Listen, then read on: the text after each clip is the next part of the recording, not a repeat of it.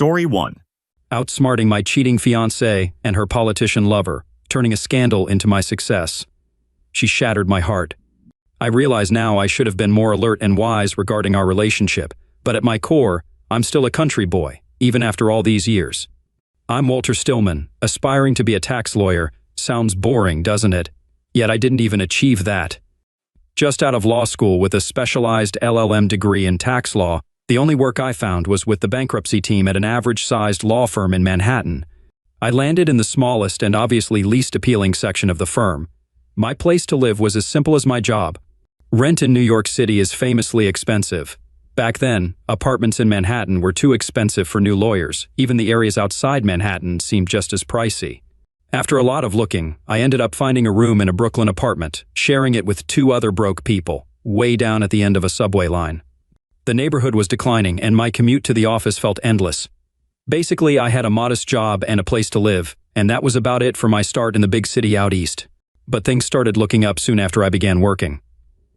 The firm's bankruptcy expert was Eric Erickson, a seasoned professional in his late 60s. He was like a leader in the New York bankruptcy law community, the go-to guy for tough questions. While he had little patience for incompetence, he was a great teacher. Even now, after many years, I owe a lot to Mr. Erickson. He really helped me out. He became my mentor and friend, teaching me skills that would prove invaluable later on. Back then, I didn't realize it, but I had found my calling, and happiness found me almost by chance. But before that, I had to go through heartbreak. Most days, it was just Mr. Erickson and me in the bankruptcy department. Bankruptcy wasn't the most prestigious area at the Portman & Rosen CR firm during those prosperous times. If we needed assistance, there were 2 part-time associates available, but they weren't exactly enthusiastic. I was basically getting a top-notch education in a field that felt like it was straight out of a Lewis Carroll story. It's a place where everything seems flipped around, where what's right feels wrong and vice versa. The laws there felt like they belonged in some alternate reality, like Alice's Wonderland on the other side of the mirror. Chuck Thompson was the only classmate from Northwestern University School of Law who had ventured out east like me. We weren't close pals during school, but being from the Midwest, we felt a bond in the chilly atmosphere of the big city. Chuck was grinding away at the Manhattan DA's office and had recently tied the knot with Carol, a true New Yorker. So when they invited me over for dinner at their Manhattan pad, I didn't think much of it, but when I arrived, I was taken aback by the sight of a tall, stunning woman. Eloise. Schaefer was the epitome of New York sophistication. She had that effortless elegance that makes you think her beauty is just a part of the city's landscape. It seemed like her perfection was just a natural thing, not the result of endless effort. I had no clue why this gorgeous green-eyed woman was my dinner date that night. She was way out of my league, a far cry from a regular guy like me, still figuring things out as a junior associate. But apparently, Carol Thompson thought differently and decided to play matchmaker. Turns out, spending the evening with Eloise was delightful. She wasn't just a pretty face, she had a vibrant personality too, outgoing and unreserved. She made for great company over dinner. Afterwards, she asked me to escort her home to her Brooklyn apartment. I figured we'd grab a cab, but she insisted on taking the subway. As we rode from Chelsea in Manhattan to Boerum Hill in Brooklyn, she stayed close, chatting and getting to know me.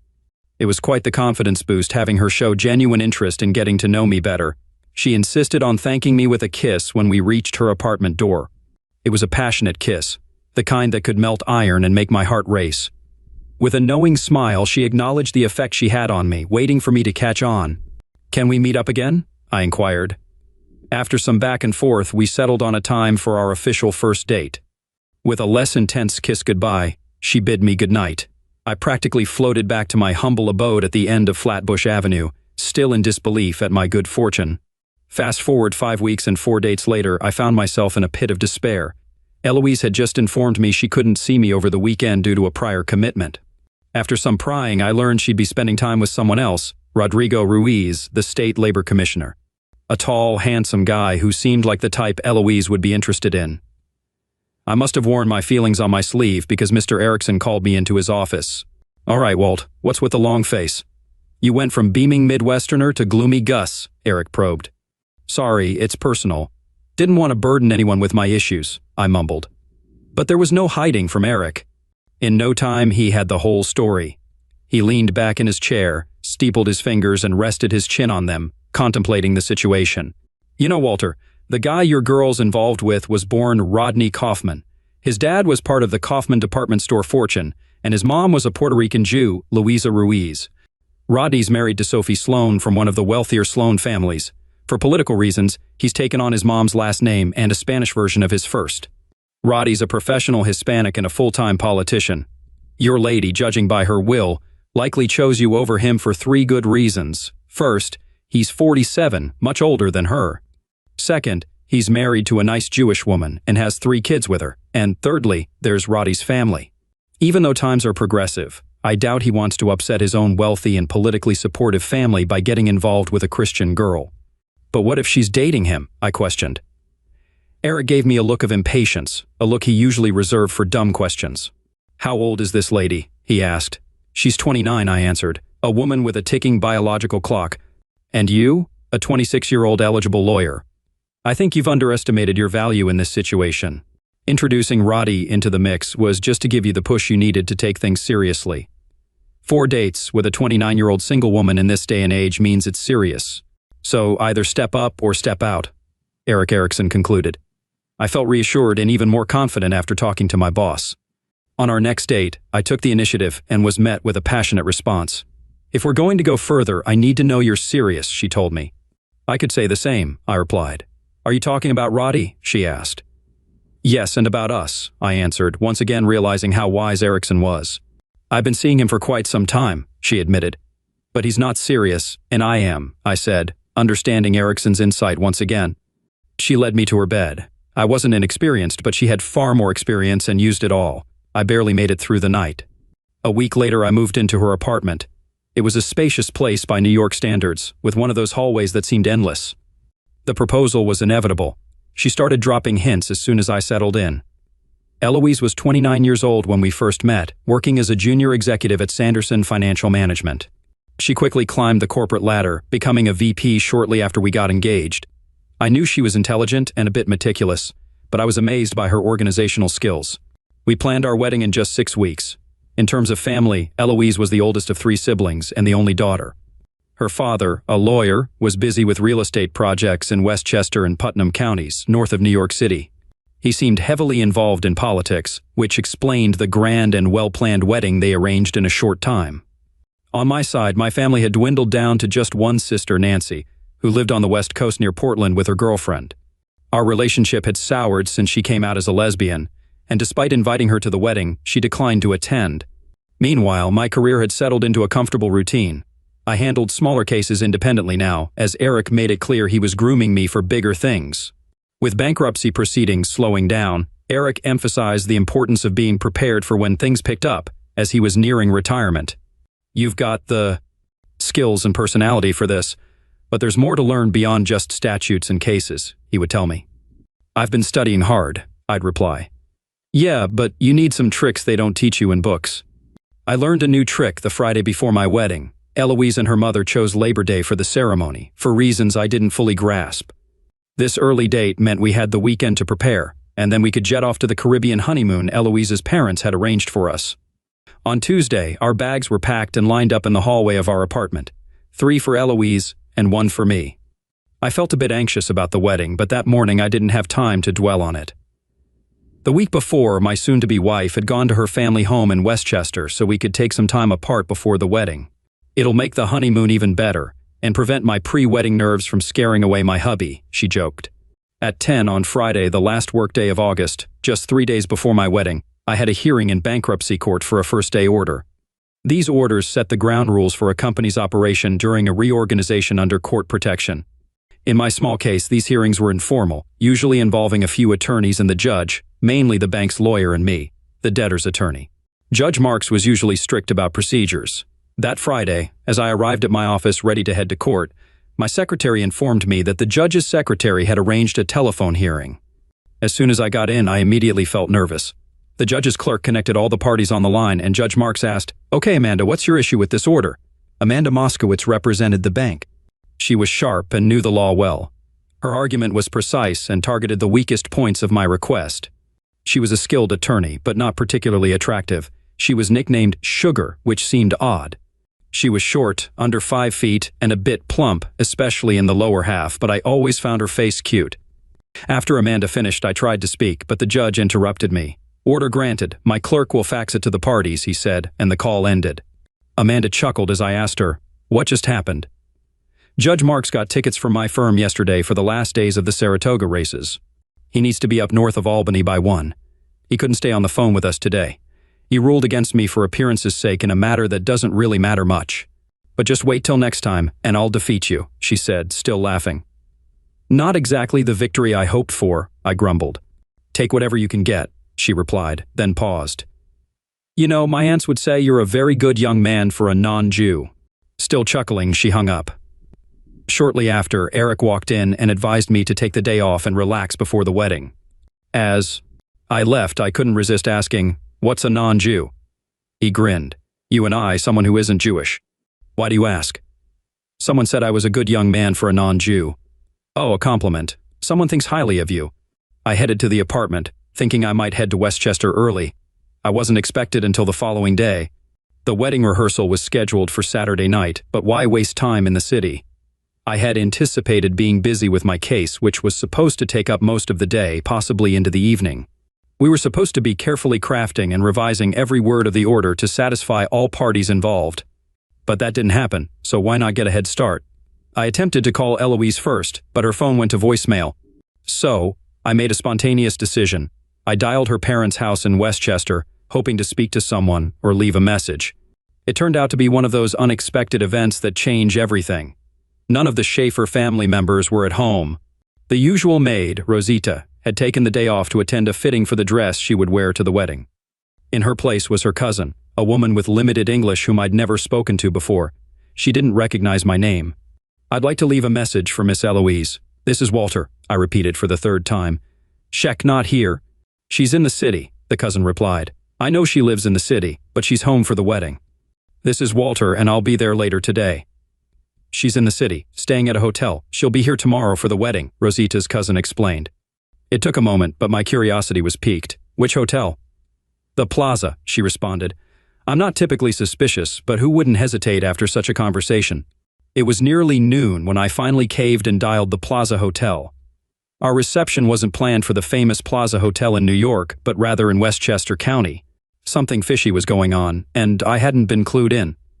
There had been a bachelorette party the week before, but maybe the ladies decided to have another pre-wedding bash. I rang the hotel and inquired about Eloise Schaffer. No one was registered under that name. Then, perhaps out of insecurity, I asked, how about Rodrigo Ruiz? No, sorry, replied the young woman. Try Rodney Kaufman, I added. There was a pause. Then she said, yes, we have a Mr. and Mrs. Rodney Kaufman in the bridal suite. Please connect me. There was still a chance it wasn't what it seemed. Kaufman was a fairly common name, I reasoned, as the phone rang. When a man answered, I almost hung up, but I had to confirm.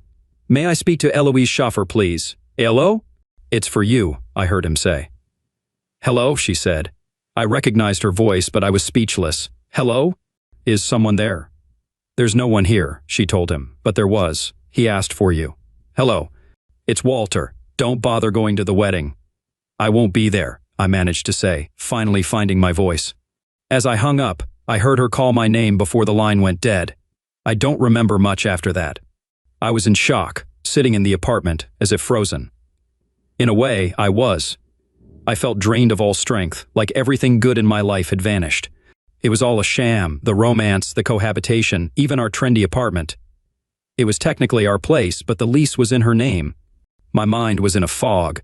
I knew I needed to get up, grab my bag from the hallway, and leave. I had nowhere to go, but I had to get out of there. Someone opened the apartment door. It was her. I vaguely wondered how she got here so quickly. Glancing at the clock, I saw it was 2. I realized the judge would be at the races. That simple fact had changed everything. We need to have a conversation, Walter, she said. Were you there the whole week? I inquired. She stood in the living room, avoiding eye contact. It was just us saying goodbye, she explained. So it never really ended, I accused. Walter, please, you know I love you, she insisted. How am I supposed to know that? I questioned. I've ended things with him. I won't see him again, she clarified. Why? I pressed. I was with him for 7 years, almost since I moved to the city. No, why break it off? I interrupted.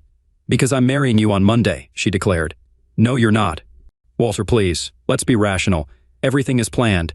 There are over 300 guests coming, she pleaded. I remained silent. There was no use in arguing. I got up and walked past her.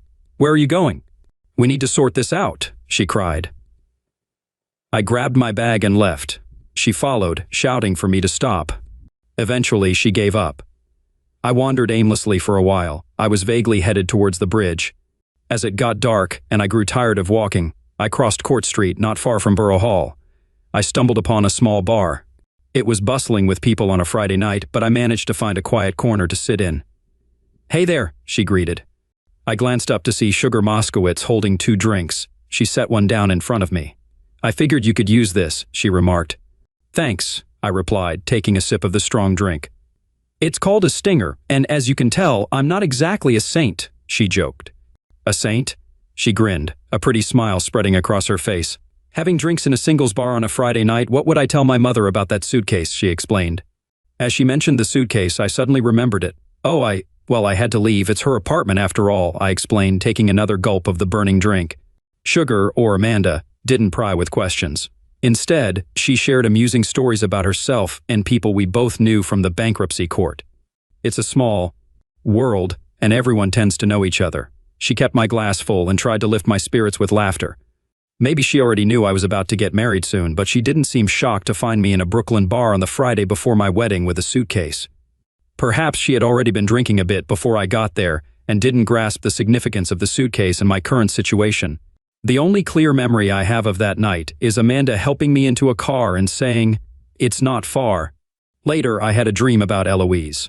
I really needed to use the bathroom. It was urgent. But when I got up from bed, I had no clue where I was. Everything seemed different in the apartment. I felt completely disoriented for a moment until a painful memory rushed back to me. I had left Eloise's place abruptly, so where exactly was I now? My head throbbed, and it felt like my brain was wrapped in cotton. I could barely recall anything from the night before. I vaguely remembered going into a bar on Court Street. Someone familiar showed up, but for a moment, I couldn't place who it was. Then I did. It was Amanda, Sugar Moskowitz. What was she doing there? And why was I here in an unfamiliar bed? The room I was in was small, just big enough for the double bed. There wasn't any other furniture. The bed was right up against a window that stretched from the middle of the wall to the ceiling. I was alone in the bed, but it looked like someone else had slept there too. There was no closet, and my clothes were nowhere to be seen. It almost felt like the room was a giant closet with a bed squeezed into it. I noticed a door, but it couldn't open fully because the bed was blocking it. I peeked outside and saw a larger room. On one side, there was a bay window where you could see the sidewalk outside. I realized I was in what they call an English basement in this area. It's a floor partly below ground level and partly above. The windows start just below sidewalk level. The space had been divided into 2 small apartments, and I was in one of them. The main room was split by a counter into a dining area and a kitchen. The bay window served as a cozy nook with 2 small chairs and a window seat for the living room. Not spotting anyone around, I cautiously stepped out, hoping to find a bathroom and my clothes. There was a door across the room, and as I approached it, it swung open, revealing Amanda Moskowitz in a bathrobe, drying her wet hair with a towel. "Ah, you're finally awake," she exclaimed, noticing me. "Took you long enough.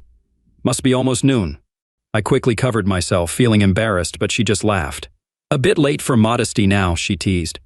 I had no choice. I hurried past her, assuming the room she had come from was the bathroom. I guessed right, and after shutting the door, I relieved myself in the small bathroom, which only had a shower stall and no bathtub.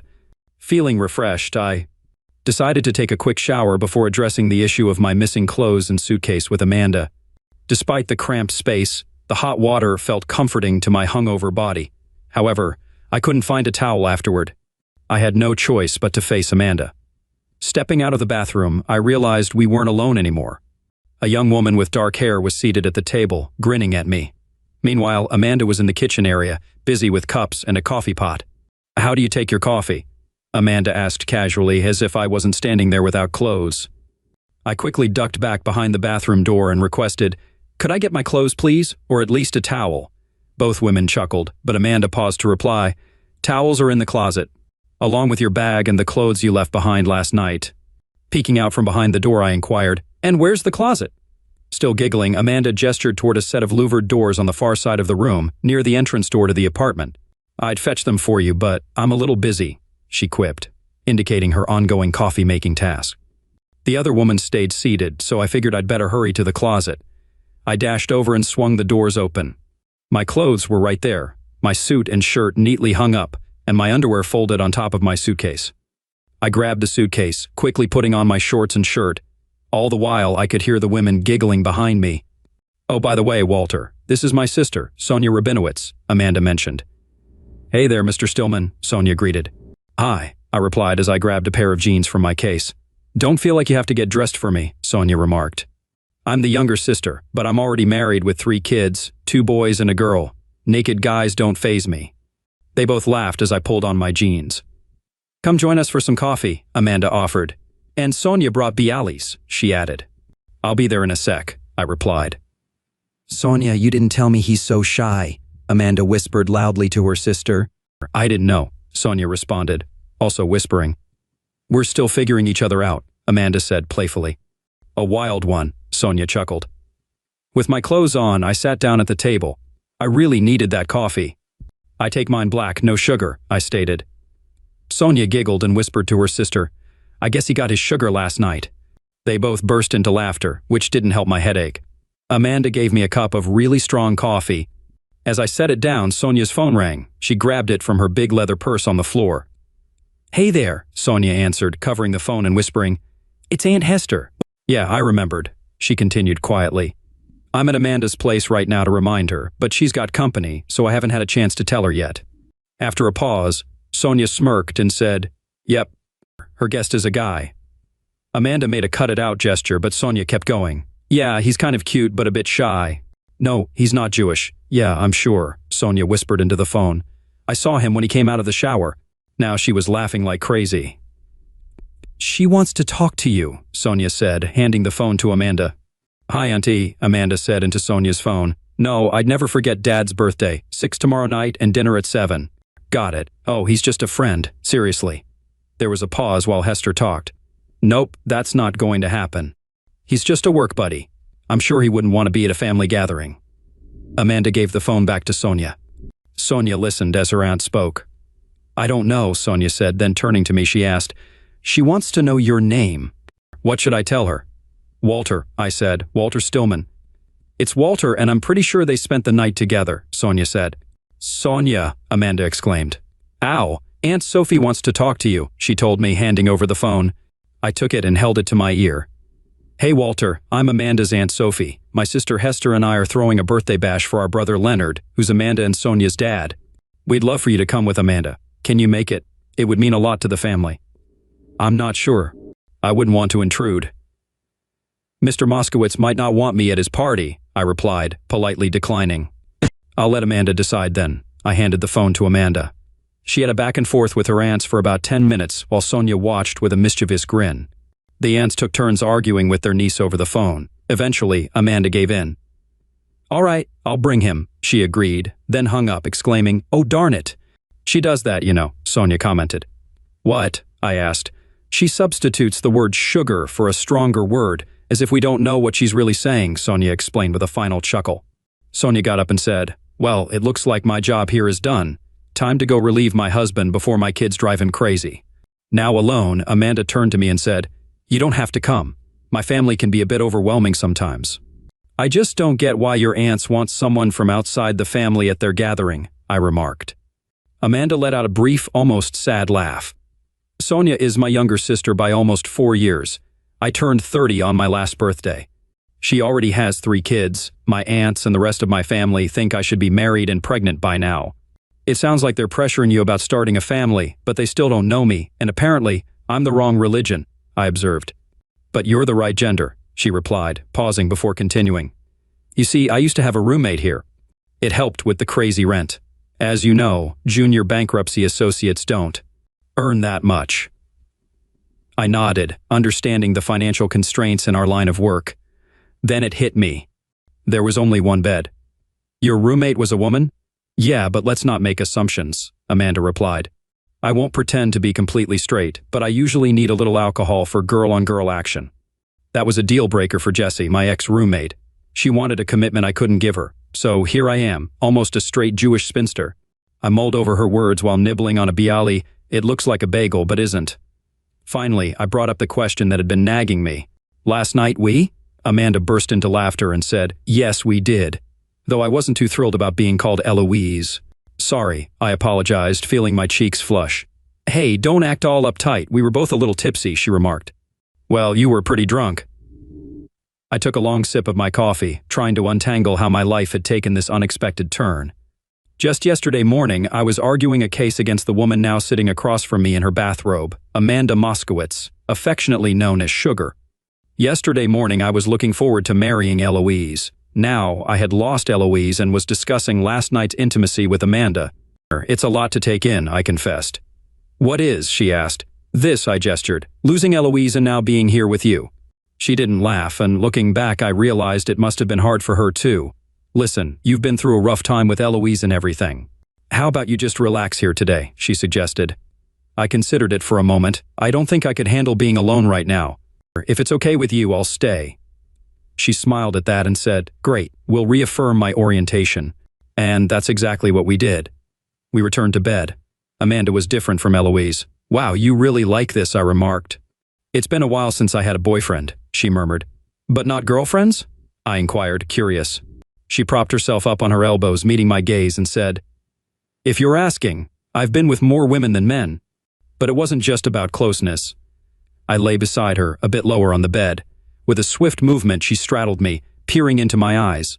She declared, "In my experience, nothing beats a man in bed.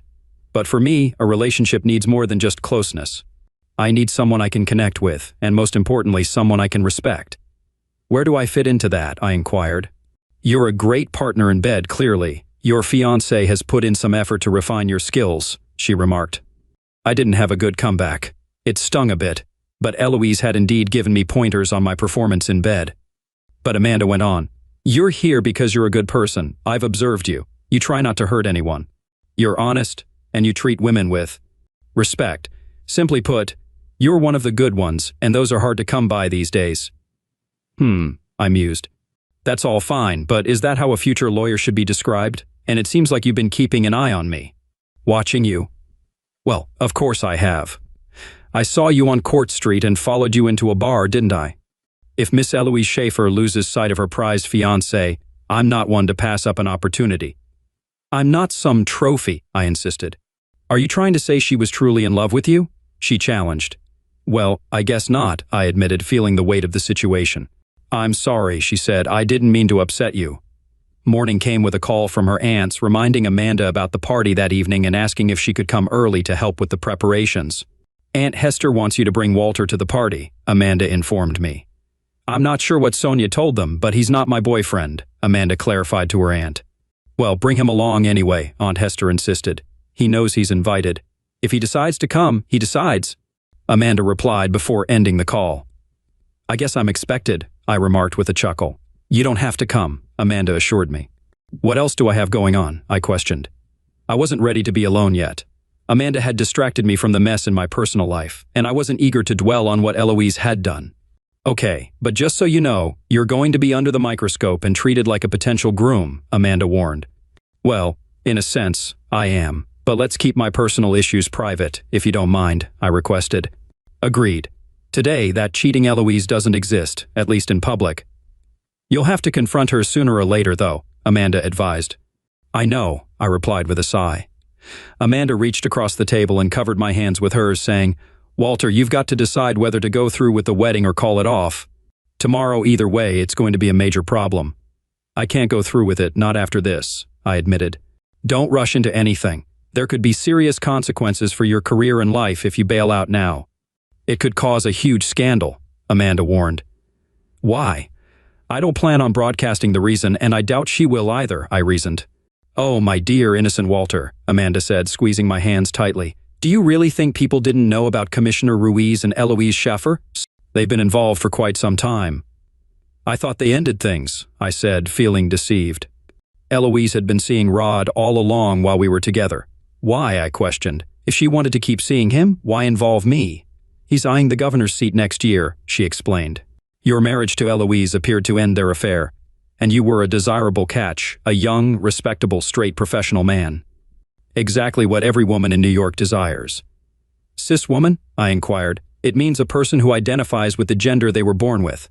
"In this case, Eloise identifies as a female woman. She needed a partner to silence the rumors about her relationship with an older married politician. She played me for a fool, as you New Yorkers say, I grumbled. Don't feel too sorry for yourself. Maybe she was just saying goodbye like she claimed, Amanda suggested. The week before our wedding? I retorted. Would you prefer she did it after? She countered. I'd rather she didn't do it at all, actually, I demanded. Well, you got even with her by being with me. You could still go to Westchester and marry her, she proposed. That's not happening, I declared.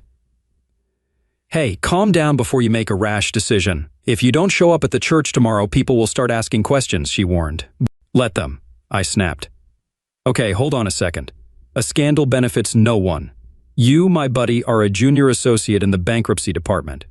Commissioner Ruiz, on the other hand, is a big shot. You might rock his boat, but yours will sink, she cautioned. So you're saying I'll lose my job? Well, I don't care, I exclaimed. I'm saying you'll ruin your career. No one will hire you, she clarified. I had to stop and think about that, if only for a moment. Amanda, I began, I might just be a simple guy from Iowa. But when Eloise agreed to marry me, she made a promise she didn't keep. Her word wasn't good, so I won't feel obligated to keep mine. Amanda just shook her head. Eventually, she spoke up saying, Come on, you stubborn Midwesterner. Get dressed, I'm bringing you to meet my family. They don't often get to meet a genuine Presbyterian.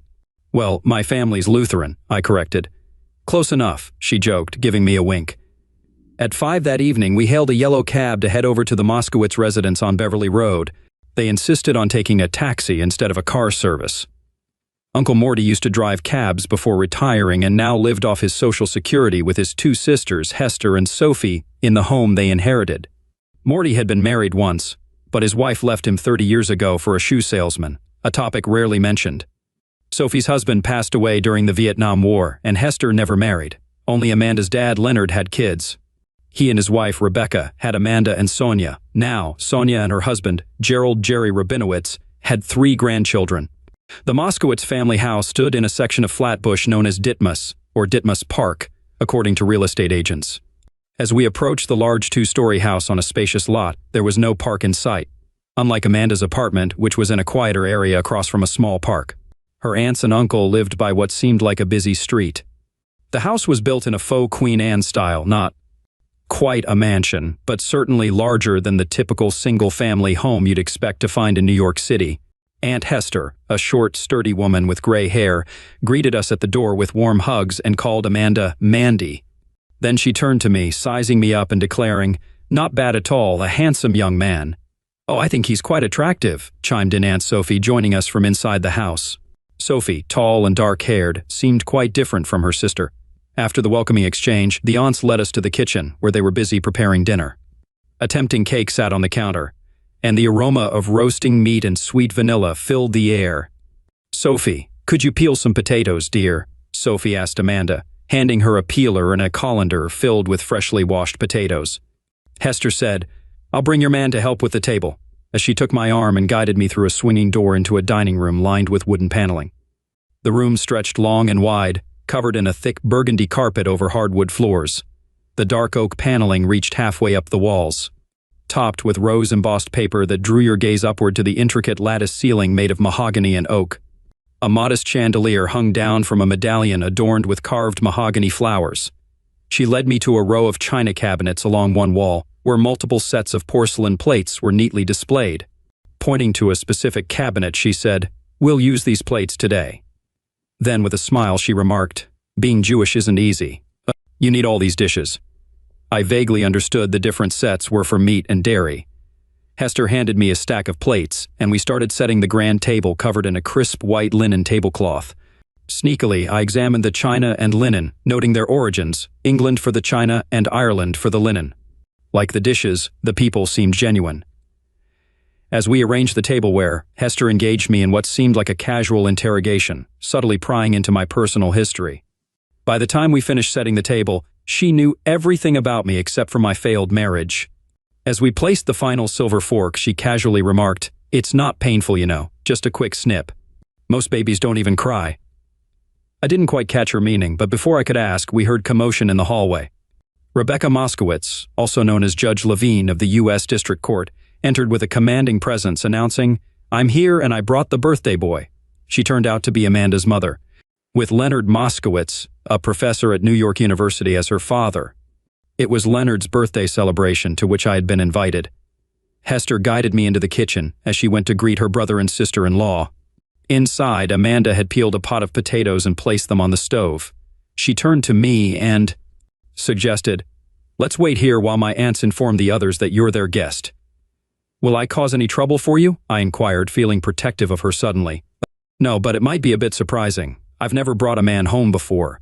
Mom can be critical, so be ready," she replied. The situation felt awkward, and it only escalated when we were summoned into the living room for introductions to her parents. The living room had a cozy feel, decorated with furnishings from the first half of the 20th century. Despite the comfort, tension lingered in the air. On our way in, Amanda retrieved a small wrapped box from her light jacket. It was clearly a birthday present. An uneasy silence filled the room as we entered. Amanda's father broke the silence with a smile and a jest. "Is this young man my birthday gift, Mandy?" he quipped.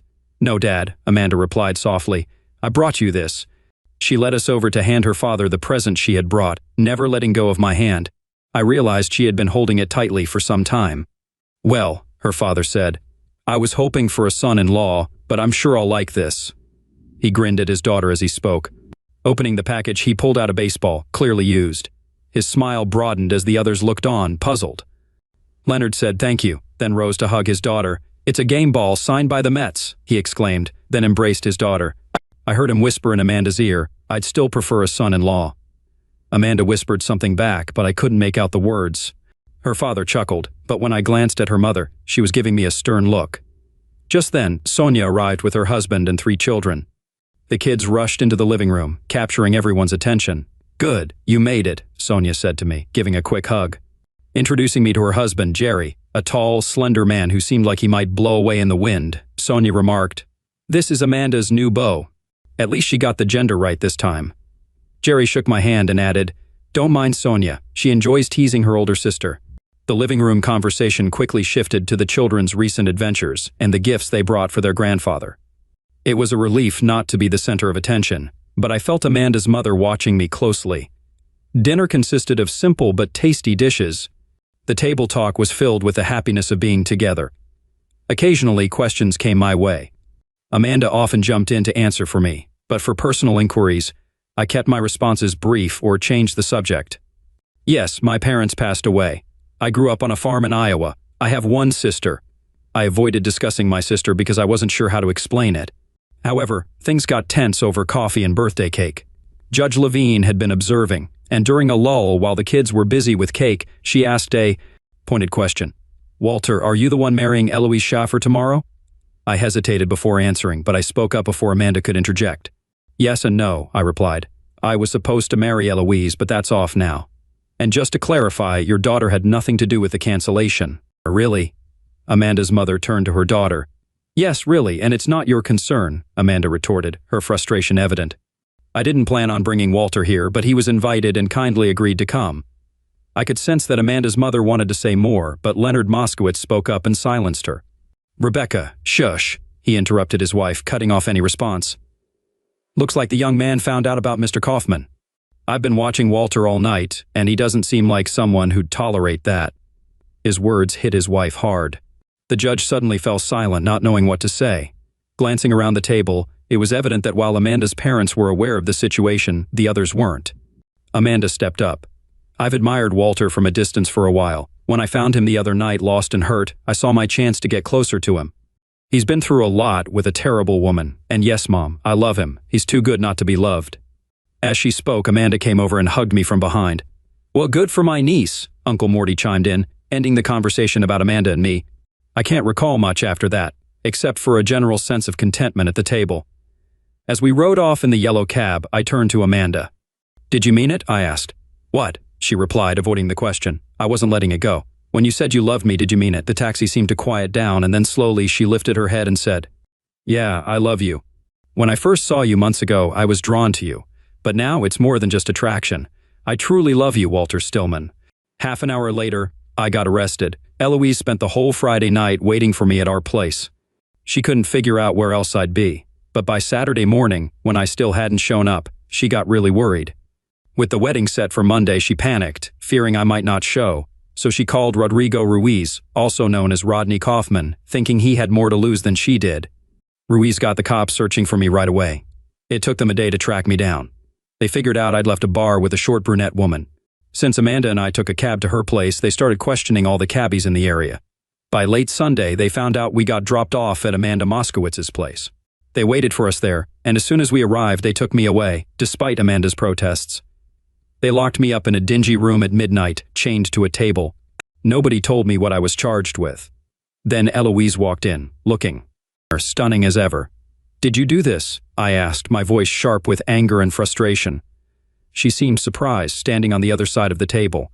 There were chairs on her side, but she didn't sit. "Walter, please understand, I was worried sick when you didn't come home," she explained. "So, you had me arrested, but for what?" A tall, good-looking man said I wasn't under arrest but in protective custody before a potential mental health commitment. He looked even better in person than in his pictures. Though visibly older than me, despite his efforts to appear youthful, his middle age was evident. "I assume you're Rodney Kaufman," I spat out, trying to convey my disdain. "It's Rodrigo Ruiz, but you can call me Rod." "I hope we can be friends," he replied, trying to be friendly. "It's Mr. Stillman to you, and I have no interest in being friends," I retorted firmly. "That's unfortunate. I think you could use a friend in your current situation," he remarked. I raised my hand slightly, feeling the chains pull against the table. "You can't keep me here for long," I asserted, trying to sound confident. "Hopefully long enough for you to hear Eloise out," he replied calmly. Eloise, who had been silent until then, finally spoke up. "Walter, you're misunderstanding. Rod and I are just friends. Whatever we had is over. If you had stayed on Friday, I would have explained." "But I found you in his hotel room," I interjected.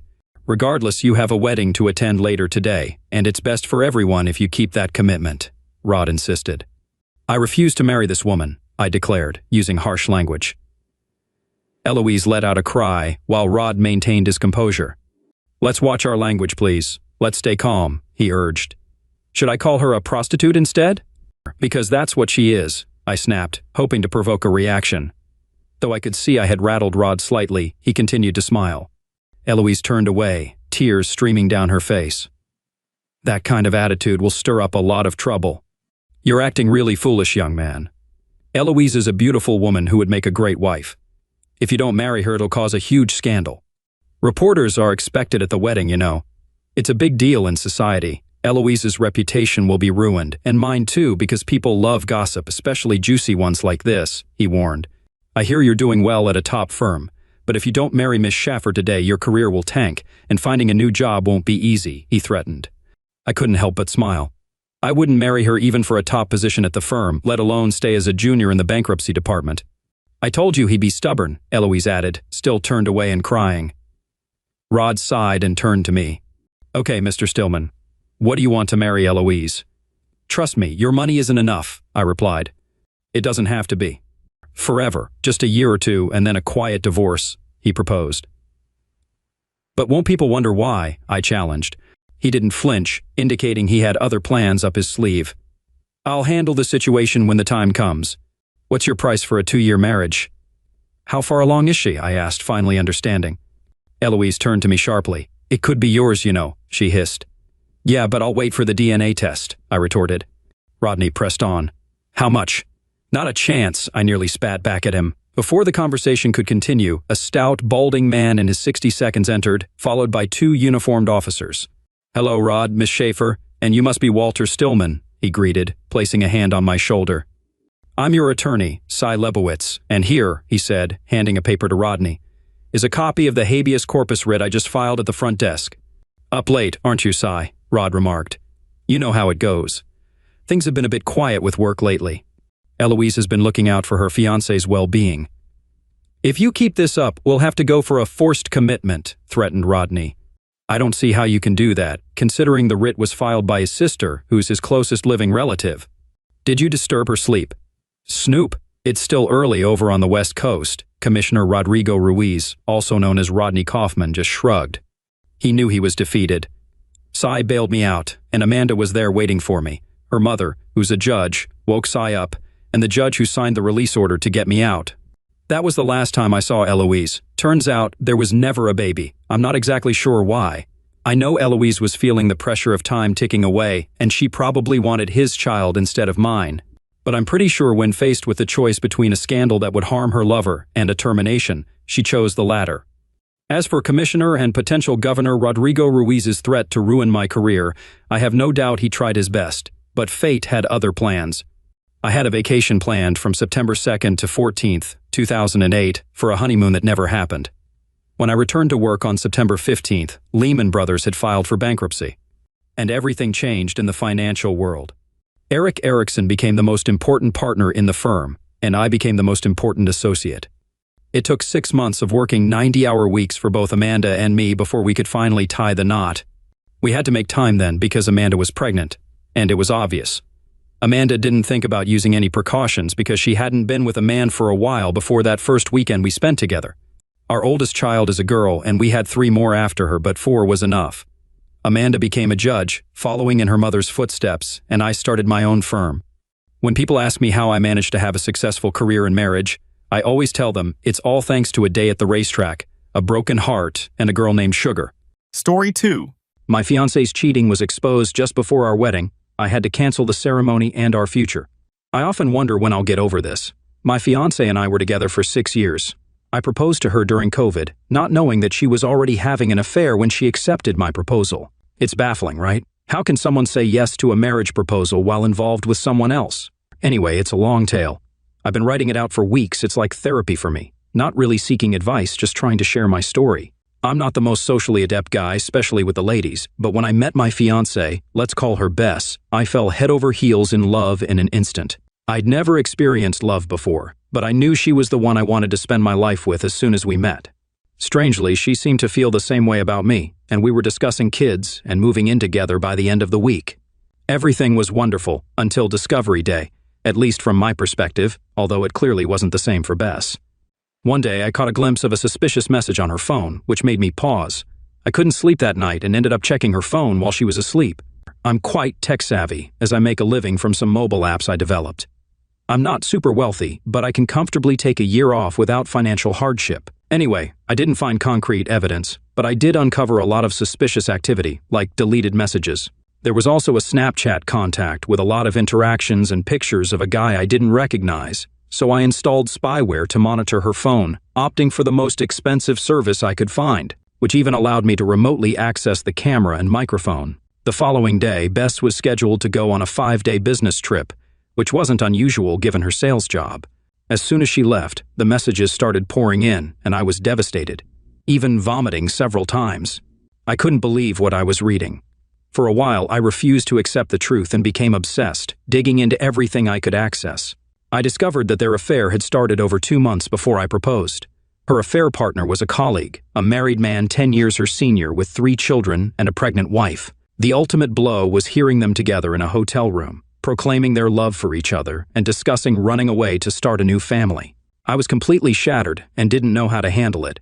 I couldn't muster the courage to confront her directly. Ultimately, I confided in my childhood best friend, let's call him Kay. Kay grew up in a Brazilian household, and when he and his mother moved in next door when I was 12, this was in the UK. We became close friends despite not speaking the same language initially.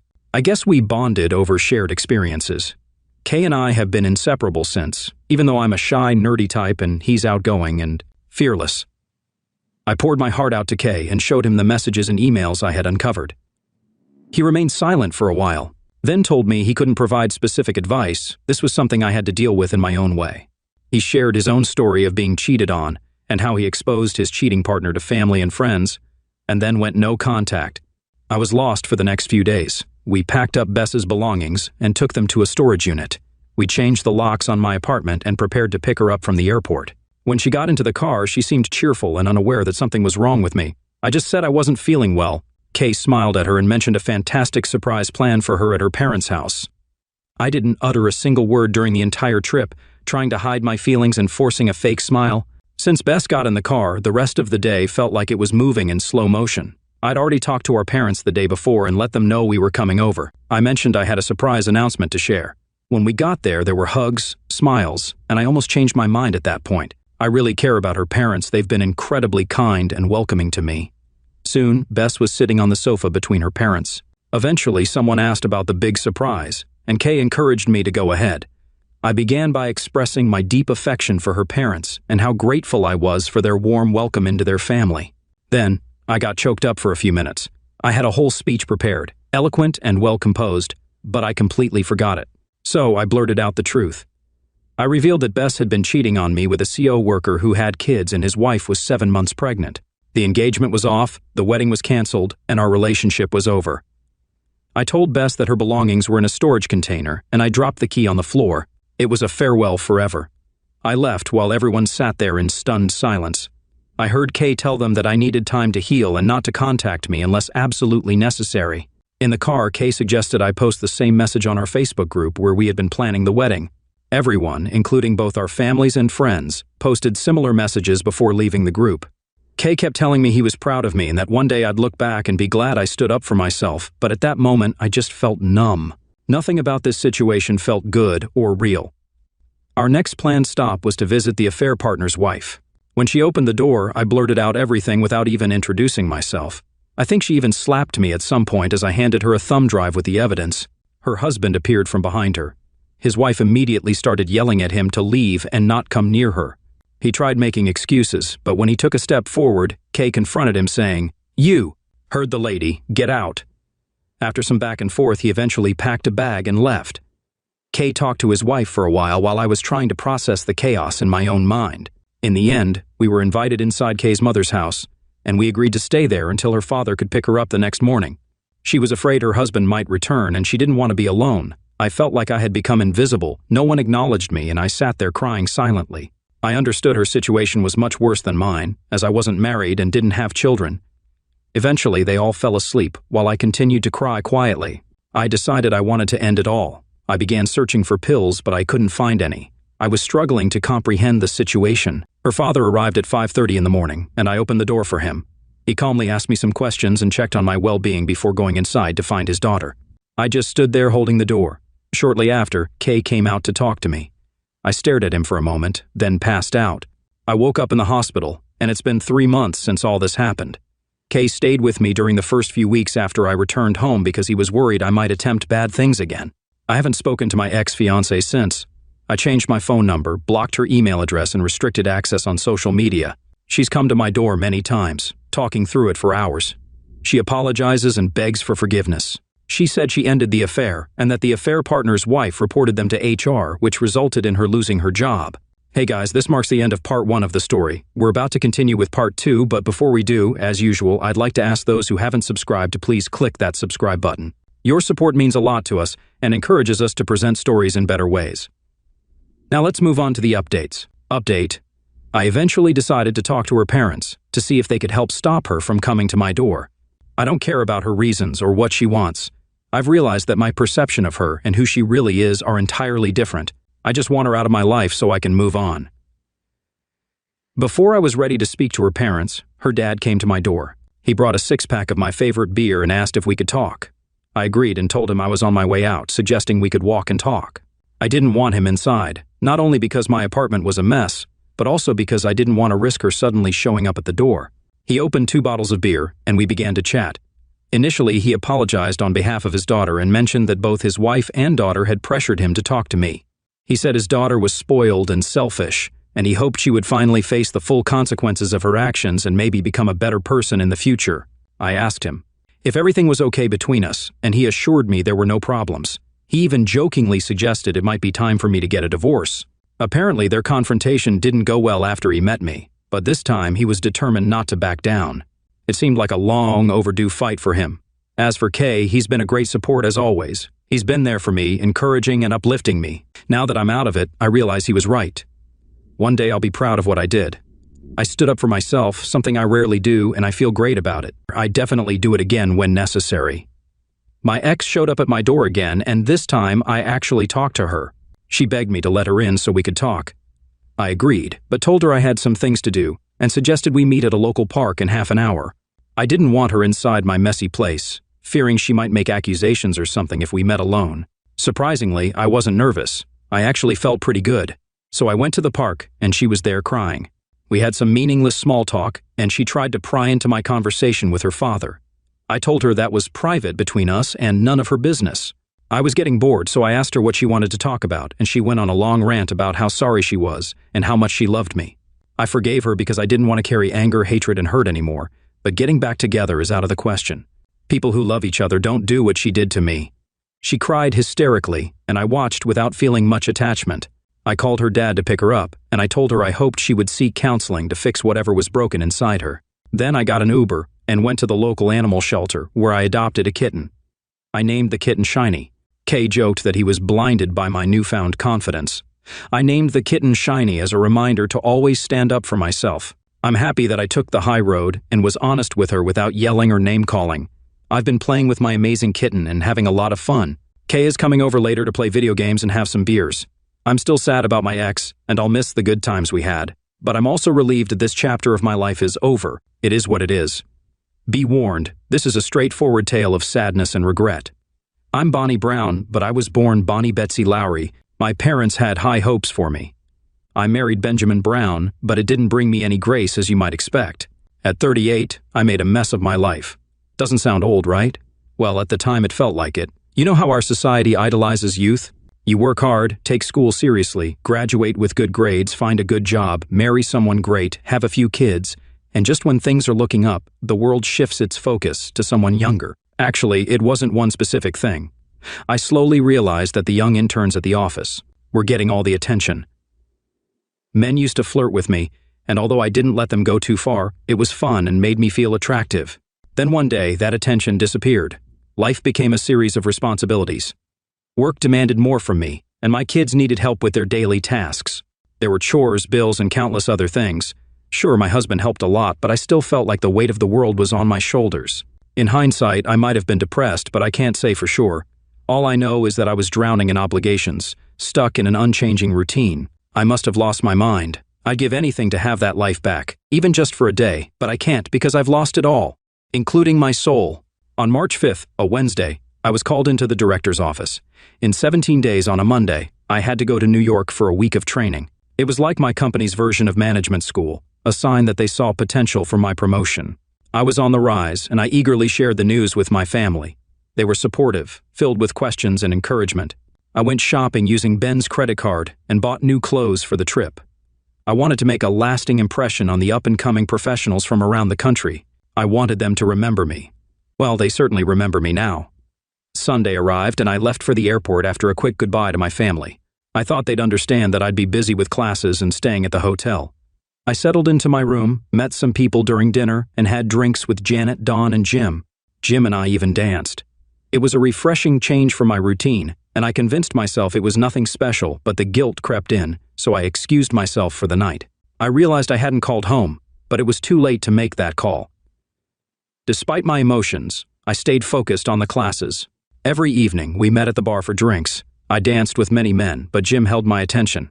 I felt youthful once more. As the nights went on, Jim and I grew closer, maybe too close. We danced for hours, and one night we never even made it back to the dance floor. We even had a passionate encounter before parting ways. I felt young and reckless, as if I had no responsibilities. Occasionally, guilt crept in, but Jim diverted my thoughts. Looking back, he offered nothing my husband couldn't provide. His kisses weren't romantic, and his voice didn't soothe.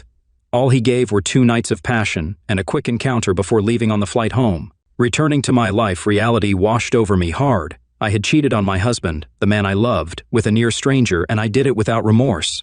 Worse, I did it in front of others who silently judged me, not out of jealousy, but disappointment. In just a few days, my reputation would be ruined, and I'd be labeled as promiscuous in every office nationwide. It was only a matter of time before news of my actions reached my workplace. I worried about how to keep this from Ben. Even though he wasn't particularly close to my CO workers, he did attend company events occasionally, like Christmas parties and barbecues. Sooner or later, someone would spill the beans, and then what could I do? Somebody would eventually spill the beans, and then what would I do? Even worse, what if I had contracted a disease? Dread consumed me for the rest of the flight. It felt like my fate was sealed, and it was just a matter of time before my life, my husband, my kids, and my home were all in jeopardy. I tried to think of a way to put that week behind me, but I couldn't. Adding to the stress, I didn't even have his cell phone number. He was just a man who desired me more than those young interns, someone I could enjoy for a few days without any responsibilities.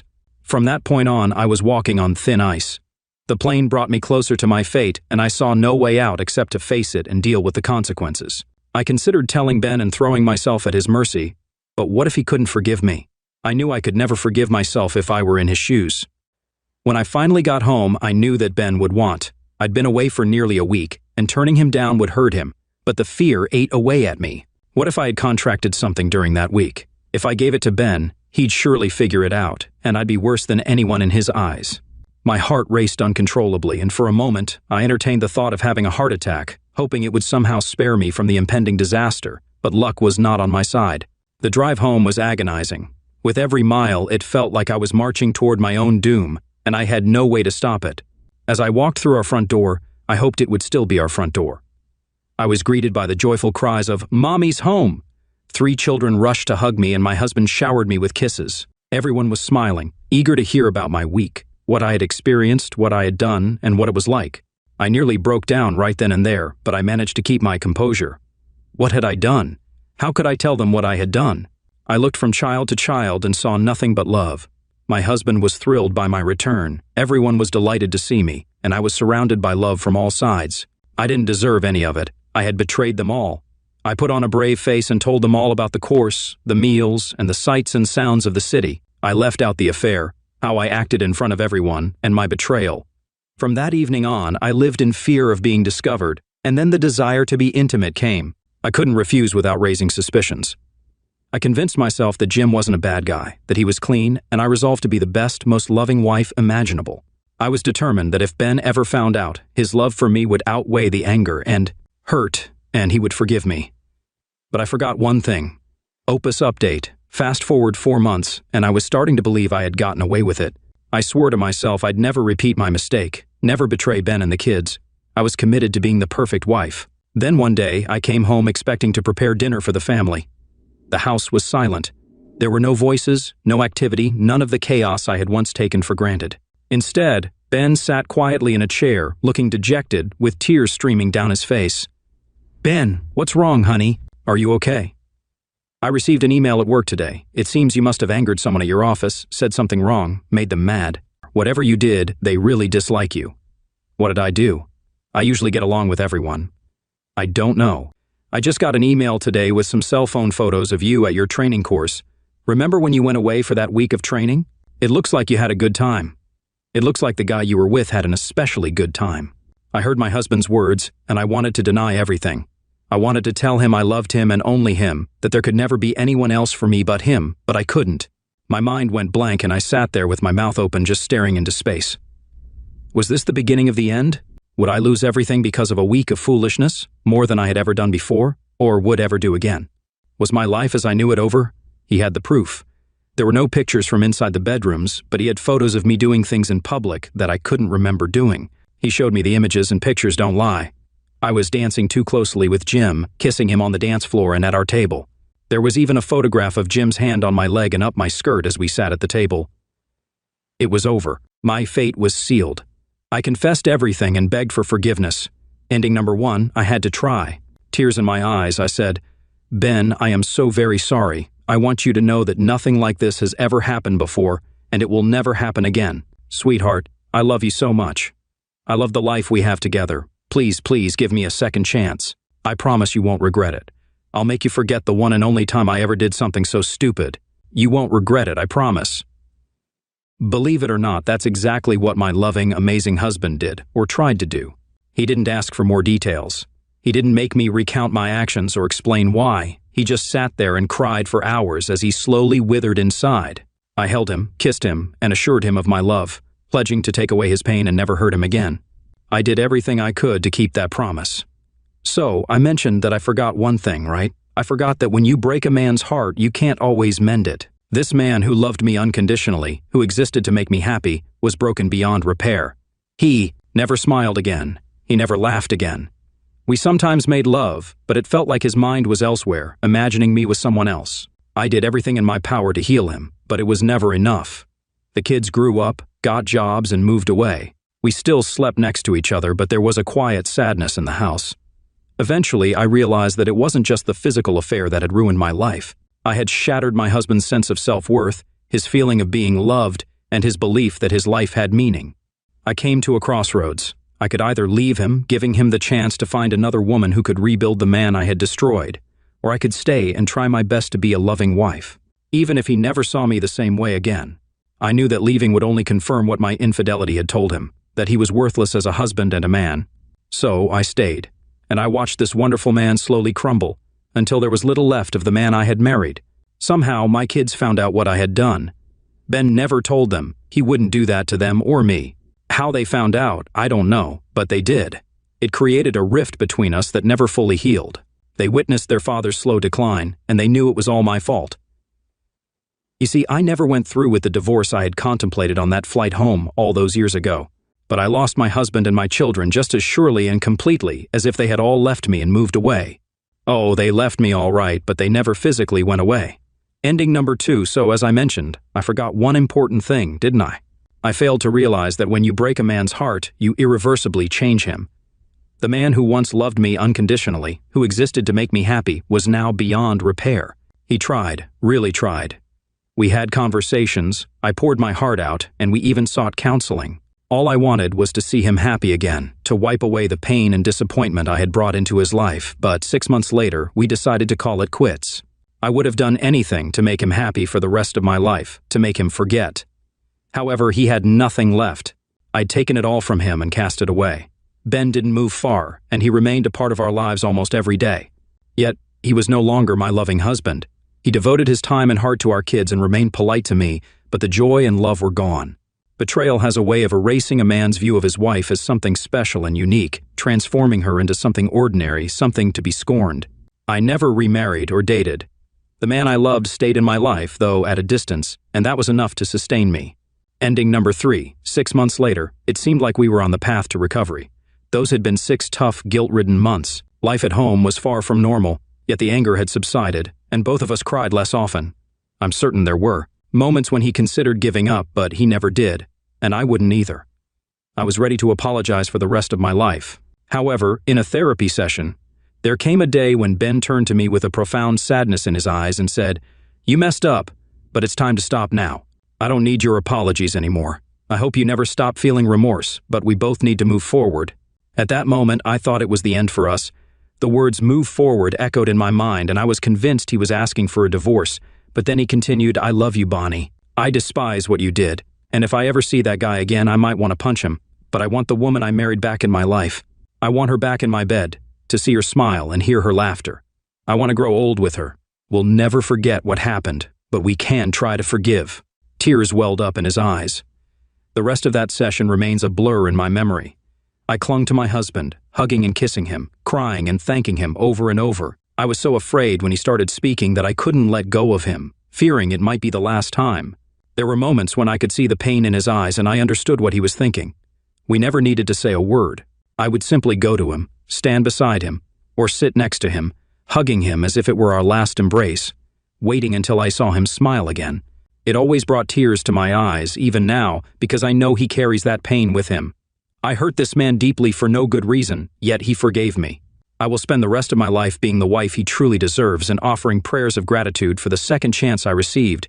On that significant day in August 2005, my friend, an 18-year-old high school graduate, burst into the door of our cozy 2-room apartment, and I couldn't believe my incredible luck.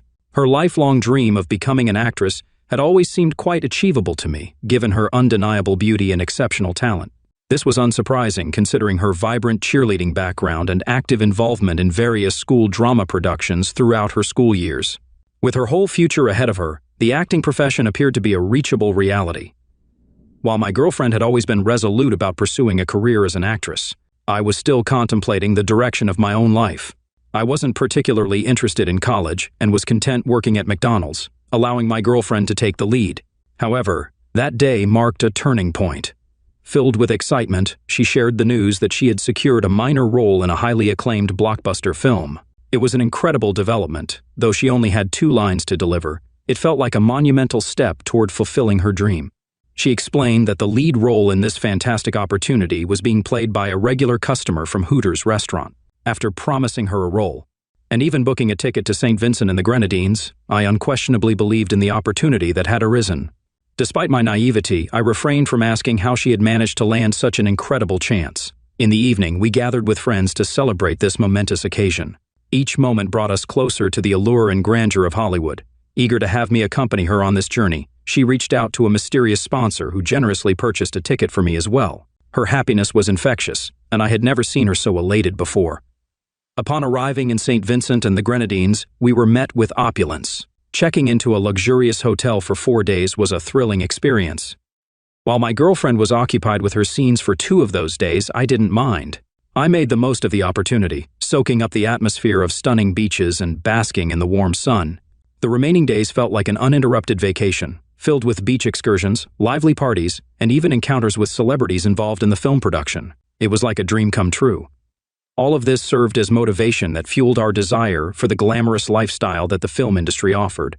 Upon returning to Pennsylvania, we couldn't shake off the allure of that world.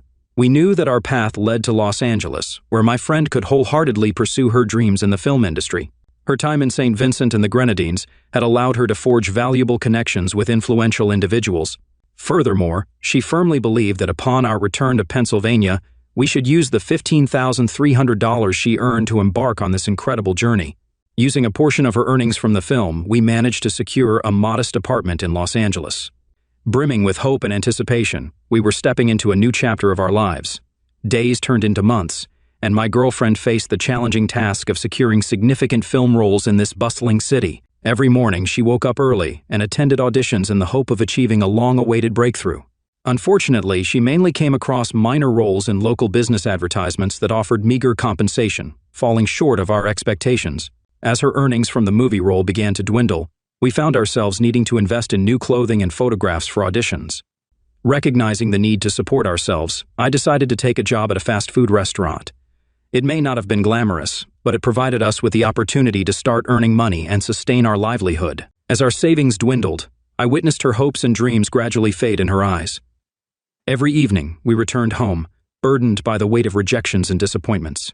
As she came face to face with the harsh realities and fierce competition of the film industry in Los Angeles. In our small Pennsylvania town, she had been considered the epitome of beauty, but in this sprawling city, beauty was commonplace. Months turned into nearly a year, and she still couldn't secure a substantial role for herself. The clothing she bought was now secondhand, and prospects for advancement seemed uncertain. Eventually, she took a job as a shopping mall model, a significant departure from our lofty aspirations. Nevertheless, it allowed, albeit with difficulty, for the bills to be paid. During this period, I found my own path in life as a fitness trainer, balancing 2 jobs, one at a restaurant and the other training numerous clients. I aimed to provide stability and support. Our lives were consumed by individual pursuits, and as a result, we seldom found time for each other. Our dreams of success in the entertainment industry appeared to be slipping away, overshadowed by the demands of our busy lives. With each passing day, our dreams seemed to grow more distant.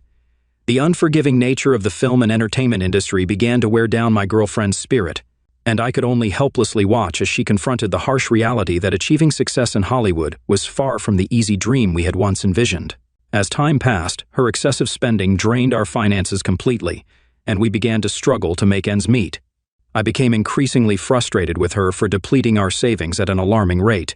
Finally, we managed to replenish our depleted savings. It happened unexpectedly when I was rummaging through her purse, searching for something, and stumbled upon a bundle of $1,500.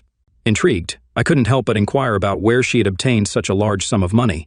She appeared flustered but explained that a photographer she met at the mall had invited her to take pictures at his lavish mansion. I couldn't resist asking why she hadn't mentioned it earlier, to which she replied that she had intended to but somehow forgot.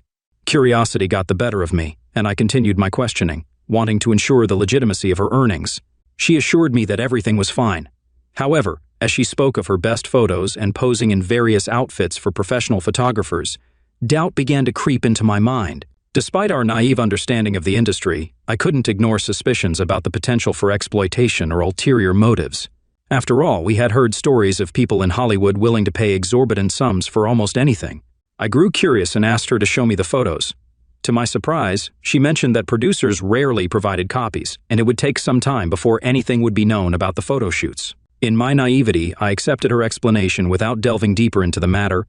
This situation persisted for the next 2 years. She frequently returned home late at night, attributing it to earning money by frequenting clubs and occupying VIP seats.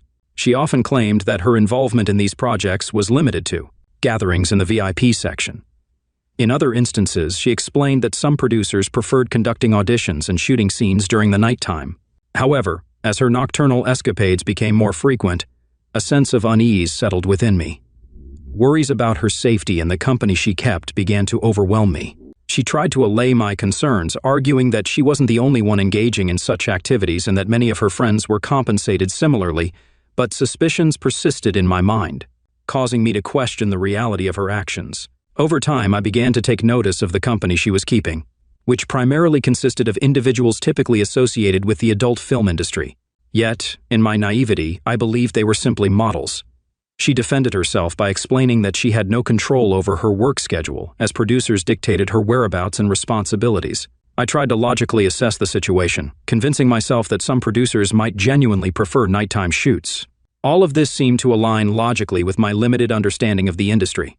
One day, while taking a smoke break near our apartment, a pivotal moment occurred that shattered my illusions. A man in a large SUV pulled up and dropped her off right in front of our house. In that moment, my views on her nocturnal adventures were called into question, leaving me stunned. Shocked by what I witnessed, I couldn't muster the courage to immediately confront her. Instead, I went inside the house and discreetly observed her through the blinds as she entered. Anxiety gripped me at that moment. With a determined decision to uncover the truth about her activities, I secretly planned to follow her the next Friday when she went out.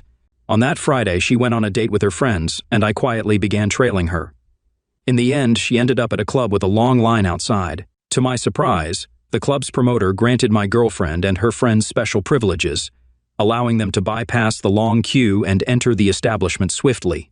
In my quest for answers, I reluctantly had to bribe a bouncer generously to gain entry inside the club. I carefully scanned the crowd, desperately searching for her. Finally, I spotted her in the VIP section, chatting animatedly and enjoying drinks with her friends. It seemed to match her earlier explanation, and I lingered there for a while. As I began to grow tired and prepared to leave, doubts about the man in the SUV still nagged at me. But those doubts quickly vanished when I realized it was just an Uber Black, and I felt foolish for suspecting betrayal. After scolding myself for being paranoid, I convinced myself that everything was fine and returned to my normal routine. At the time, I worked as a fitness trainer and also dabbled in multi-level marketing, selling dietary supplements and insurance. Thankfully, my average earnings covered rent and my living expenses. When I took charge of managing my own finances, I couldn't help but notice changes in my girlfriend's behavior and appearance. She became more secretive about her financial matters, which raised concerns for me. Occasionally, she displayed aggression toward me, only to apologize later, claiming it was unintentional. Furthermore, she started concealing her finances and paid less attention to her spending, leaving me questioning her financial habits. Despite initially trying to brush these concerns aside, I couldn't ignore the significant decline in her financial stability. She began losing a considerable amount of weight, hardly ate, showed signs of excessive nervousness, and experienced sleep problems. She often slept for extended periods, causing me to worry about her well-being. In my attempt to address her health issues, I made sure she ate properly, attributing her behavior to stress. However, one night, as I woke up, I noticed she wasn't in our bed. Baffled, I followed the noise coming from the bathroom. Driven by anxiety, to my horror, I discovered my girlfriend using a prohibited substance in the bathroom. I stumbled upon a stash of illegal substances, which caught her by surprise. In a panic, she attempted to hide everything but ended up spilling it on the floor. Her desperate actions to salvage the substances resembled a beggar clutching at scattered money. It marked a turning point in our relationship. Overwhelmed by emotions, both of us broke down in tears. She sincerely apologized and pledged to seek help and undergo rehabilitation immediately. It felt as though she had journeyed to Los Angeles, but lost not only herself but also our connection along the way. Unflinchingly addressing her issues, she bravely kept her promise and checked into a rehabilitation center the very next day. Throughout her month-long stay at the clinic, she displayed genuine remorse and determination, clinging to the hope of overcoming this dark phase and resurrecting her dream. When she completed her rehabilitation program and returned home, she appeared revitalized and filled with newfound strength and resolve. A wave of relief washed over me. Her return was particularly significant as my birthday approached. We had a tradition of going all out for each other's birthdays, always striving to outdo ourselves and create unforgettable celebrations. One day, she came home casually tossing her purse next to me and went to the bathroom. Curiosity got the better of me, and a few days before my birthday, I decided to search her bag. To my astonishment, I stumbled upon a CD labeled Pilot, and excitement and anticipation surged through me. Without hesitation, I popped it into the DVD player, eager to discover its contents, anticipating it might be a surprise related to me, or perhaps footage of a screen test she attended. I was utterly shocked and filled with anger as the unexpected truth unfolded on the screen. The video showed my girlfriend engaging in intimate activities with another man. It was an image I could hardly fathom. Overwhelmed by emotions, I stormed into the bathroom where she was showering, venting my anger and demanding an immediate explanation for her involvement in such actions. As she emerged from the shower, I noticed she was trembling, and she offered heartfelt apologies. She admitted that what I witnessed was initially meant as a one-time encounter, but had spiraled out of control. I could scarcely comprehend her words. Confused and in search of clarity, I asked her how long she had been involved in this industry. Reluctantly, she confessed that it had been ongoing for over a year. My confusion deepened when she struggled to provide an exact count of how many times she had participated in such activities. Citing the frequency blurred the boundaries and made it hard to keep track. What struck me even more was that the dates and timestamps on the videos coincided with the period when I believed she was in a rehabilitation center seeking help, not pursuing adult films for financial gain. Determined to rebuild my life, I cut off all contact with my ex-girlfriend and focused on my career as a fitness trainer and my involvement in multi-level marketing. Unfortunately, the latter turned out to be a pyramid scheme that was eventually shut down by authorities, dashing my hopes. Undeterred, I decided to invest my savings in opening a gym. However, the high expenses in California posed a significant challenge. Opting to join the Planet Fitness franchise, I seized the opportunity to open a small gym in my Pennsylvania hometown. Before leaving California, wanting to be transparent, I reached out to my ex-girlfriend to inform her of my departure. Despite our breakup 6 months earlier, our connection remained strong, and our phone conversation stirred up emotions in both of us. She spoke of feeling abandoned, emphasizing that I had brought her to California and then abandoned her when she needed me most. Her words left me speechless, and I found myself immersed in memories of our shared youth and the dreams we once held together. Having made the decision to return to my hometown, I took the initiative to establish the Planet Fitness Center. As the business began to thrive, I also found solace in close relationships that brought joy and fulfillment back into my life.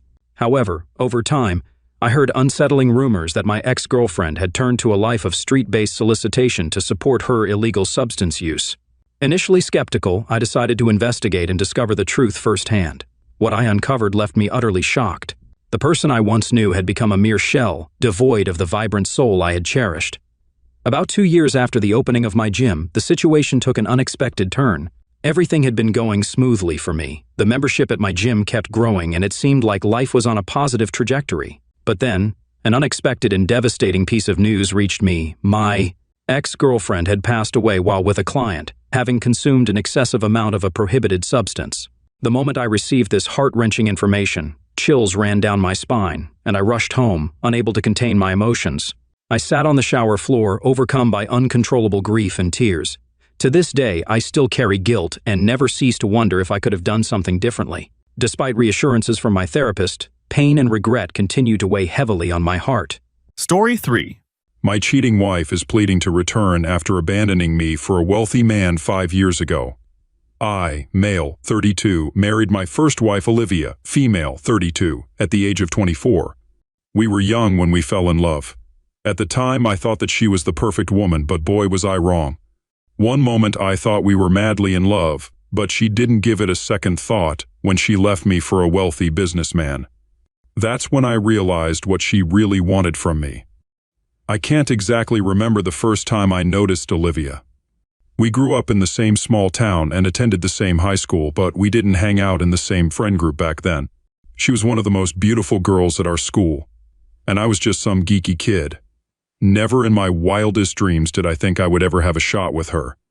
Fast forward a few years later, I just returned to our small town after graduating from university. I was preparing to start a job at the veterinary clinic and had just moved into a new condo. Of course, it was a big change coming back to a quiet small town from a fast-paced university lifestyle in the city. But I was looking forward to reconnecting with some old friends and being close to my family again. A few nights after settling into my condo, I went out to a bar downtown to hang out with some old friends. I offered to buy everyone a round of drinks and headed up to the bar. As I got closer to the bar, I noticed that there was something very familiar about the bartender. It took me a moment to recognize who it was, but then it hit me. That beautiful girl I used to see in the hallway every day in high school was now a woman. "What's your poison, honey?" she asked me. Now, I can't lie about this next part. My heart was racing. I was feeling nervous. At this moment, I felt like a geeky teenager all over again. I just stood there with a blank look on my face. It might have only been a few seconds, but it felt like a lifetime. I opened my mouth and the only thing to come out of it was an awkward, I felt like the biggest idiot on the planet. What was wrong with me? I just spent the last 4 years living in the city, always going out and talking to women. Now I was a nervous wreck, but there was something about Olivia that always made me nervous.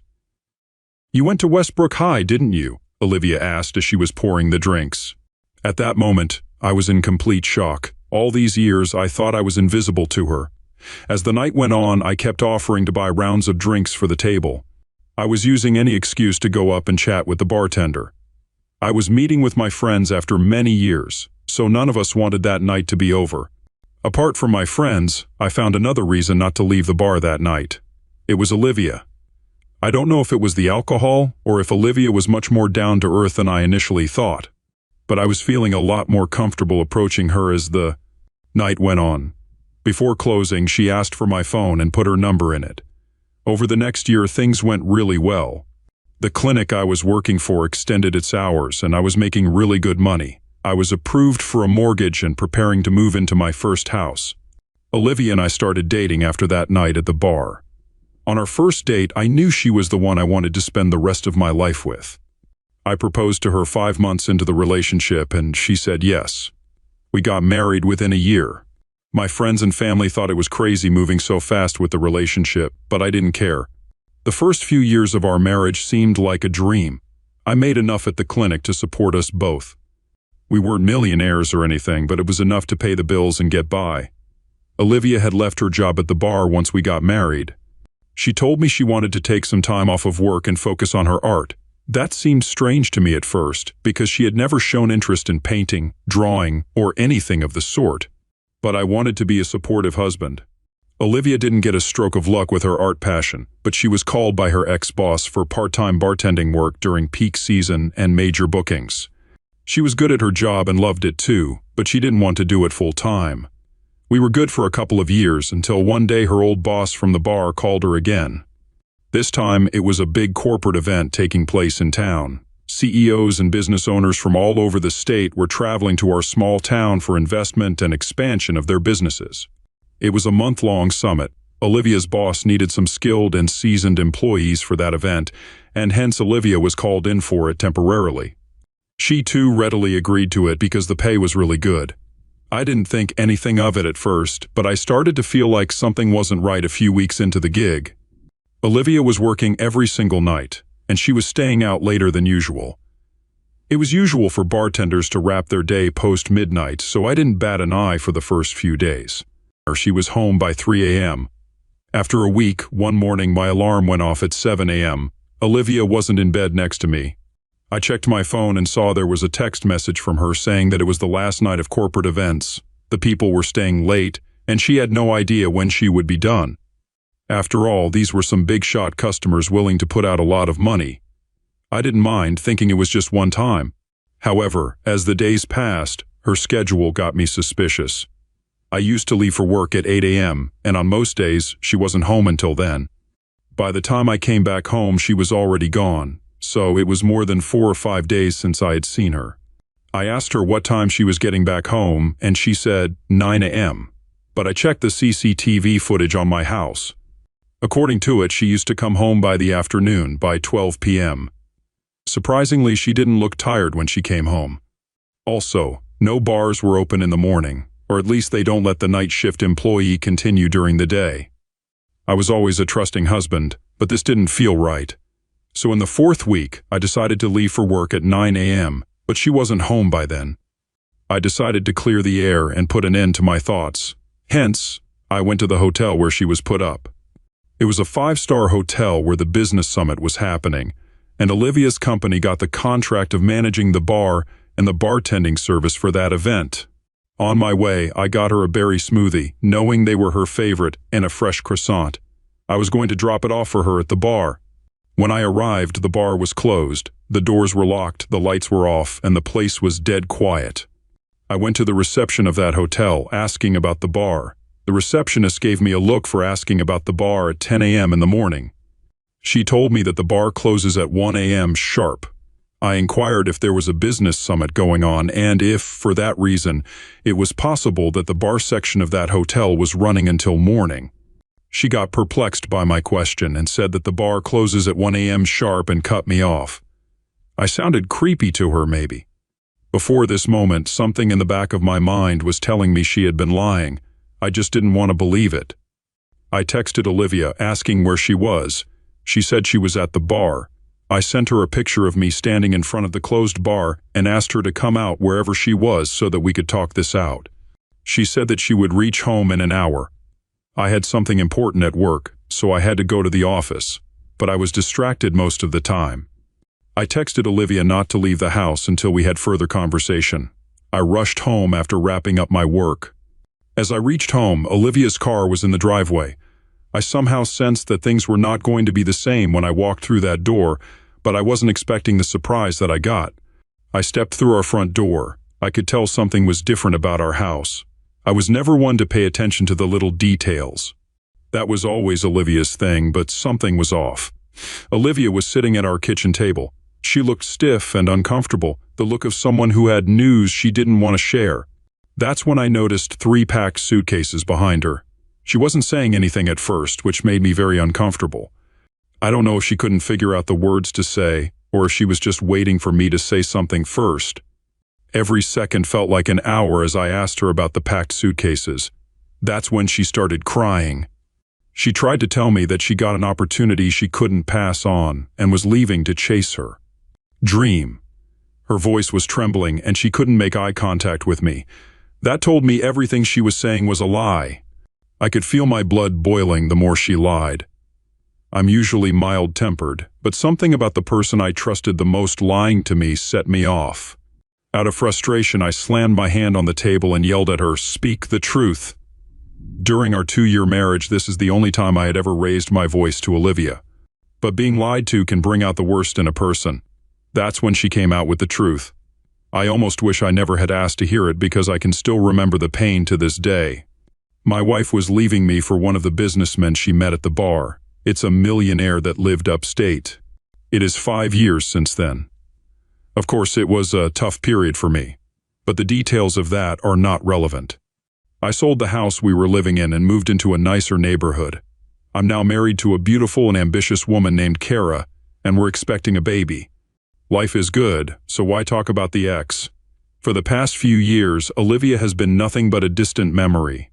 But a few days back, I got a text from her that she was back in town and wanted to meet. I ignored her messages, but she pinged me nonstop, saying that it was something urgent. Here's the thing. I don't want her back in my life, but I'm also wondering what this urgent thing is that she wants to talk about. What should I do? Honestly, I'm not sure it's a good idea to meet her again. She did you real dirty. I mean, she cheated on you with someone who had a ton of money and then decided to leave you for them. Or, sorry, she left you for the money. I'm not sure digging up the past is ever a good thing. Sometimes we have to leave the dead in the dirt. Update 1. Thanks for the suggestions, everyone. I know it's been a few months since I posted an update. Kara gave birth to our baby boy a few weeks ago, and we're adjusting to being first-time parents. Some of you suggested Olivia may want to meet up because she wanted to apologize. I could give her the benefit of the doubt and agree to meet up with her for coffee. When I first arrived at the coffee shop, I saw her sitting in a booth waiting. She smiled as soon as she noticed me. For a brief moment, I thought some of you might be right, and maybe all she wanted was forgiveness. At first, she tried to play it off cool. She made small talk like anyone would when they were catching up with someone they hadn't spoken to in years. But I noticed she was up to her old games. As she talked about moving back into town, she would look for excuses to move closer to me or to touch my hand. I would inch away or brush her off, but I could tell she thought she could win me over. I moved back from her and told her to stay put within her limits. I could see her cheeks turn pink as she realized I wouldn't crack. She said she missed me.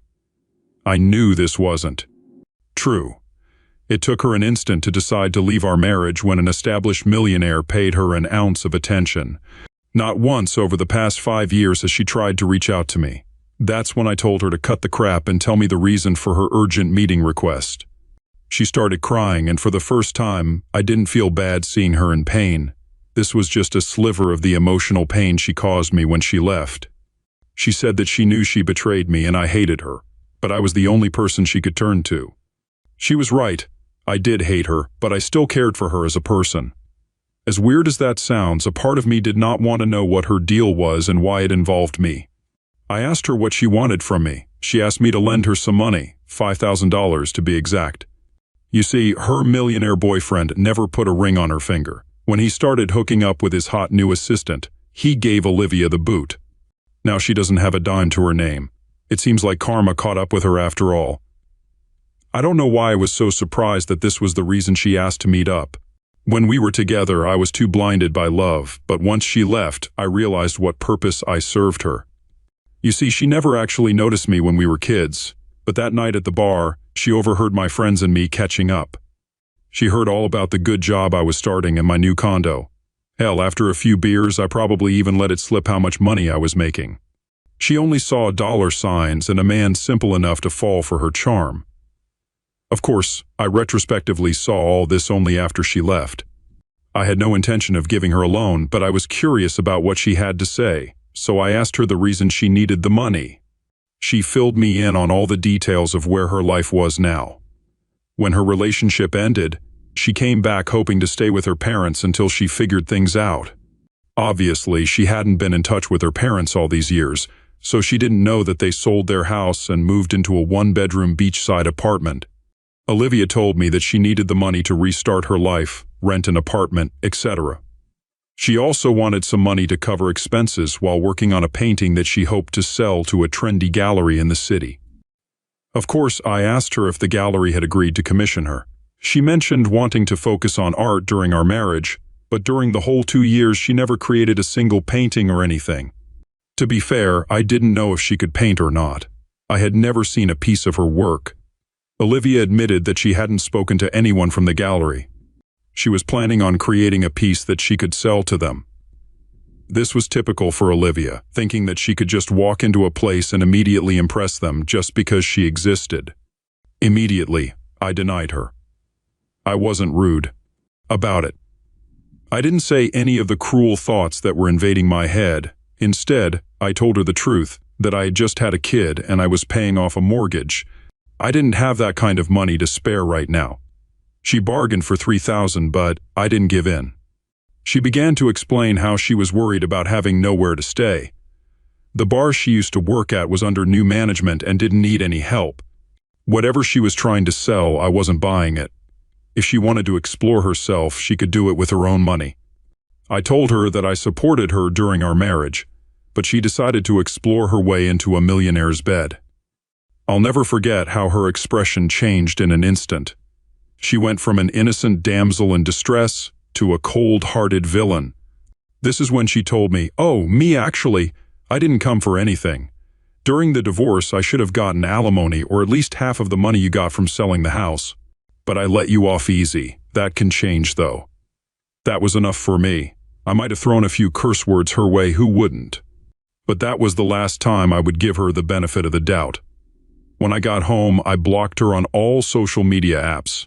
The thing is, I'm worried about what she will do next. Can she come after me for money after all these years? Should I talk to a lawyer? I don't know, guys. Any suggestions would be helpful. Thanks. I think you're totally good. She can't come at you for anything, OP. I can't believe she had the guts to come to you for money. That's delusional behavior. And then to threaten you that she would legally come after you.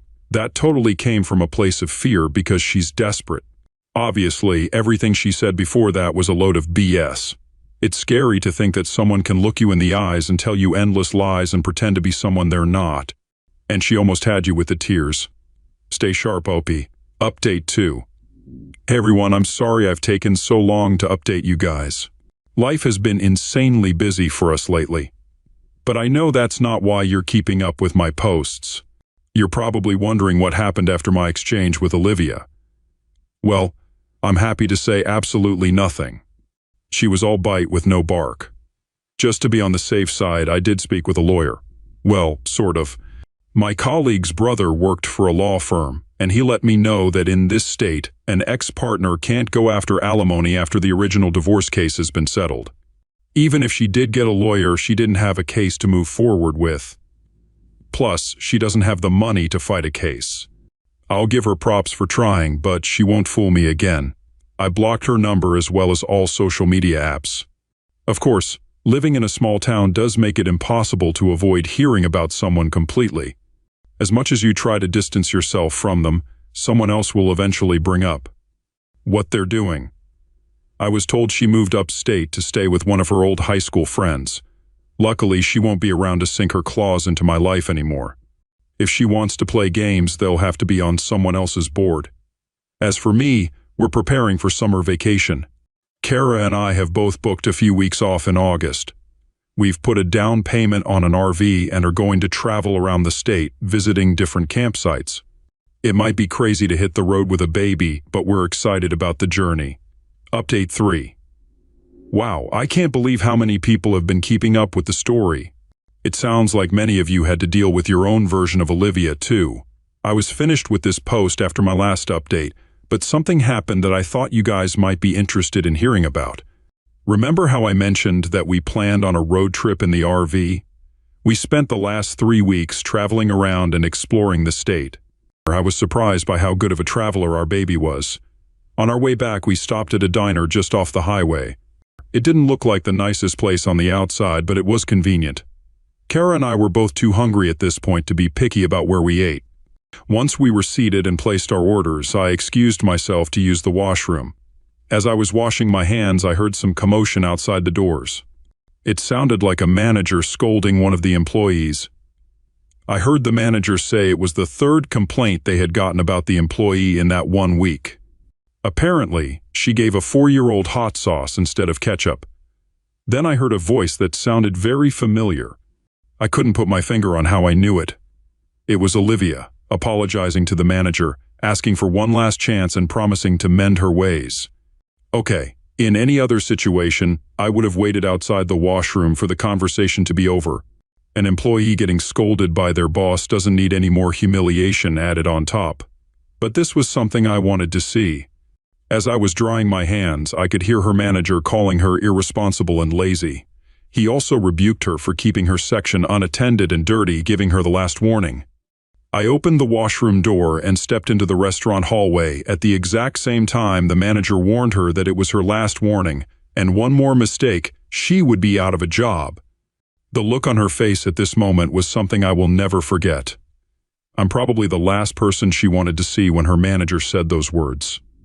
I didn't say anything to her, although her manager did seem slightly embarrassed that a customer overheard him telling off an employee.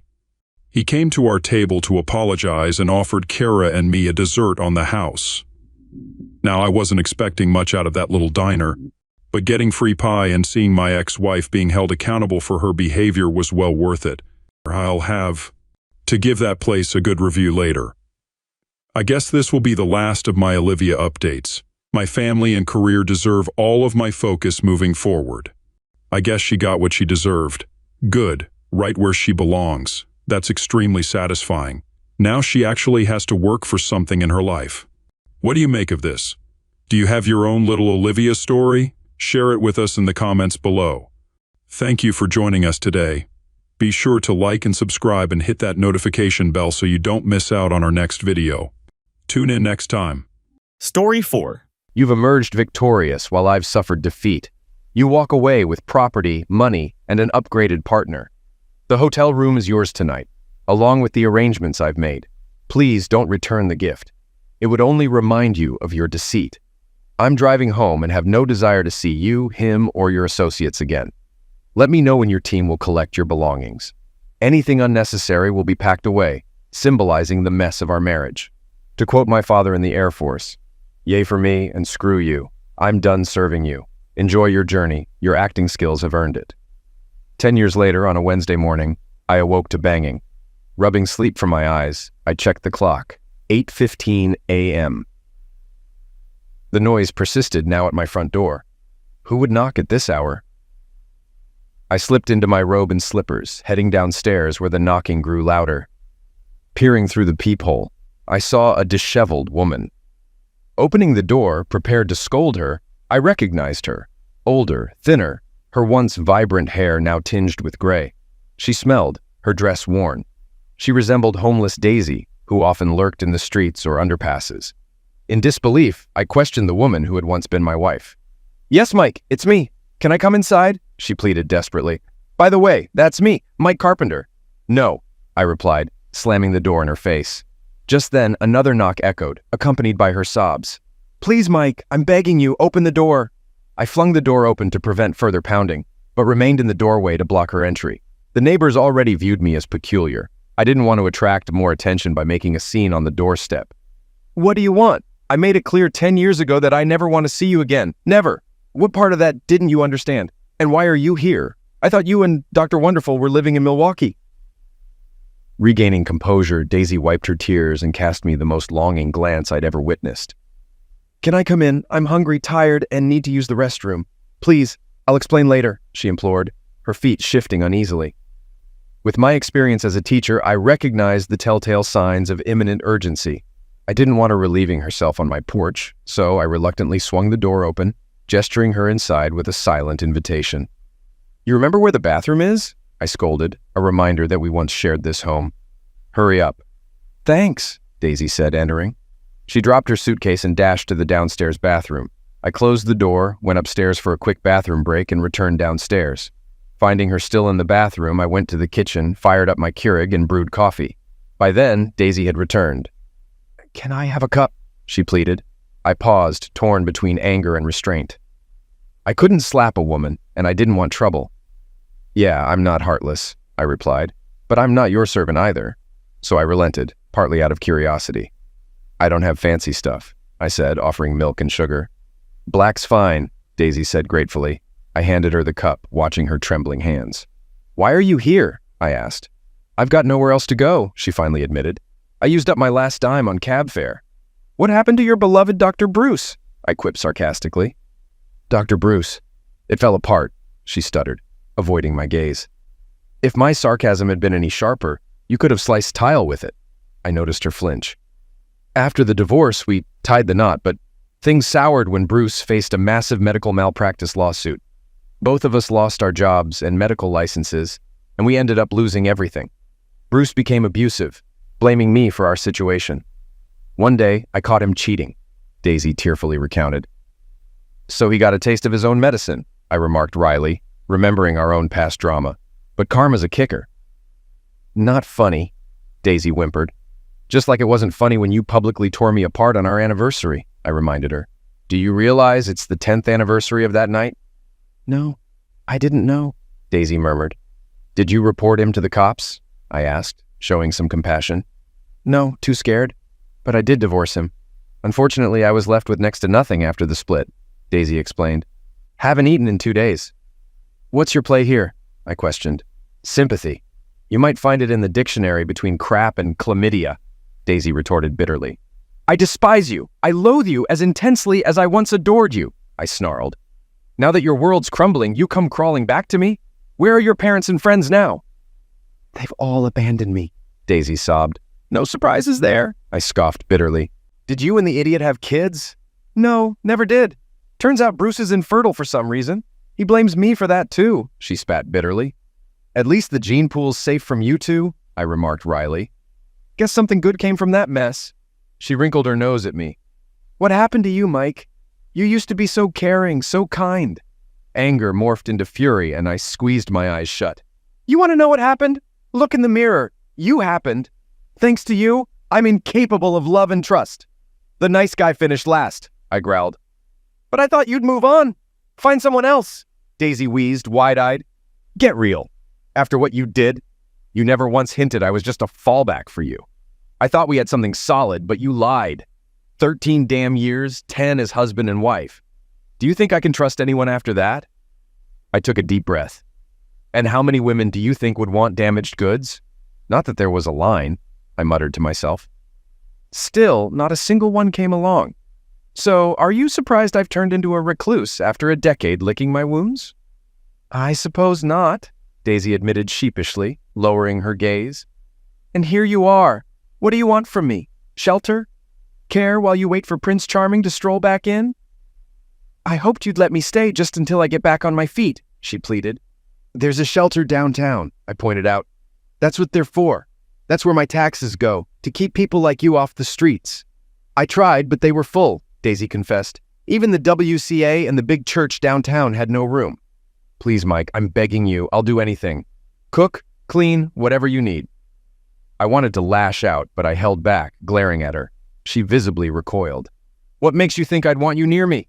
To me, you're contaminated, a walking hazard, I hissed. And then it dawned on me.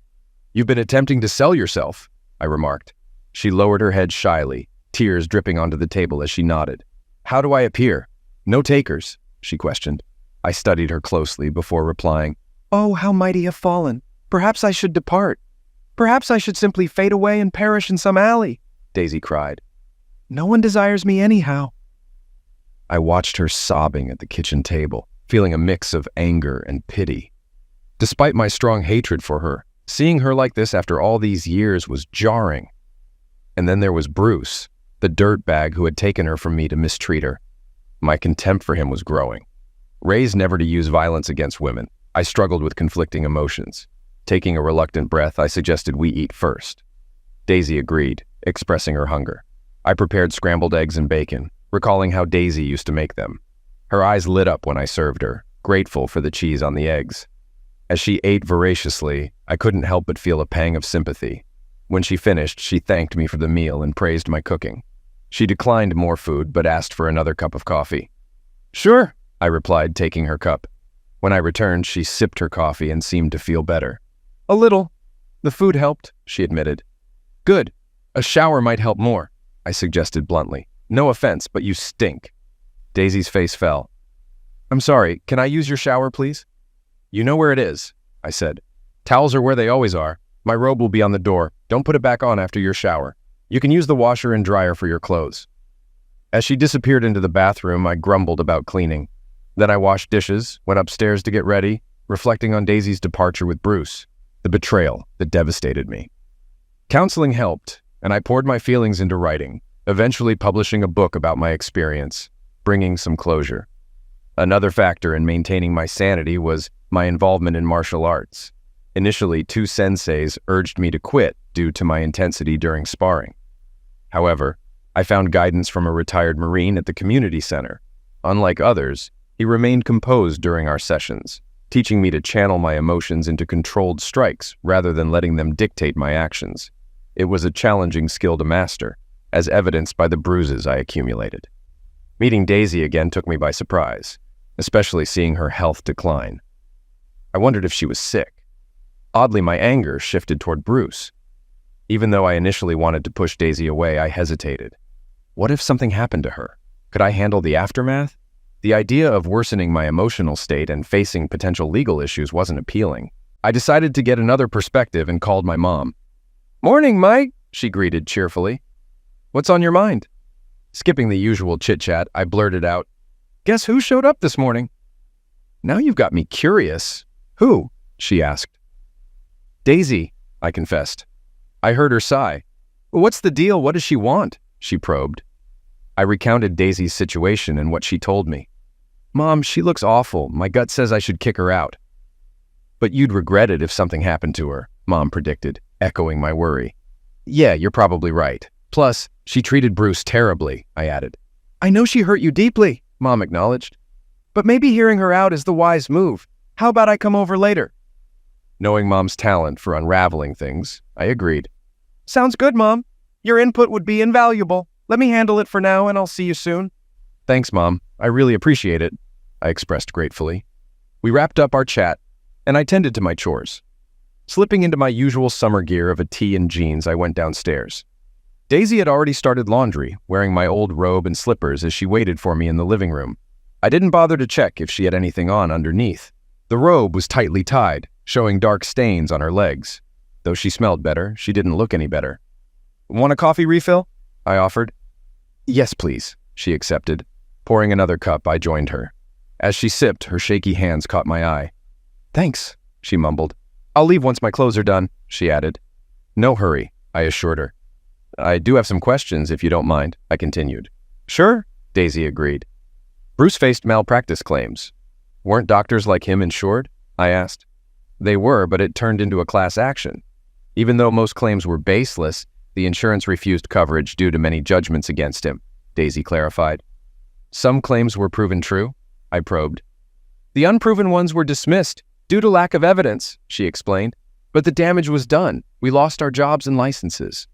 "Didn't you have 401ks?" I questioned, surprised.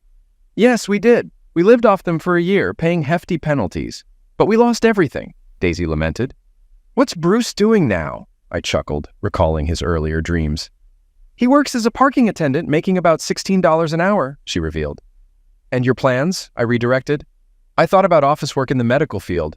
Despite losing my nursing license, I'm hopeful," Daisy replied quietly. "Best of luck," I offered. "Transportation and housing?" I pressed. "I can take the bus or walk," she sighed. "I'll figure something out, but it takes money," she acknowledged. "And you don't have any," I noted. "Expected me to support you until you bounced back, huh?" I took a gamble with the question. "Yes," Daisy admitted. "I get I'm not owed anything, but I hoped, given what I sacrificed in the divorce, you might show some kindness. My infatuation blinded me to your struggles.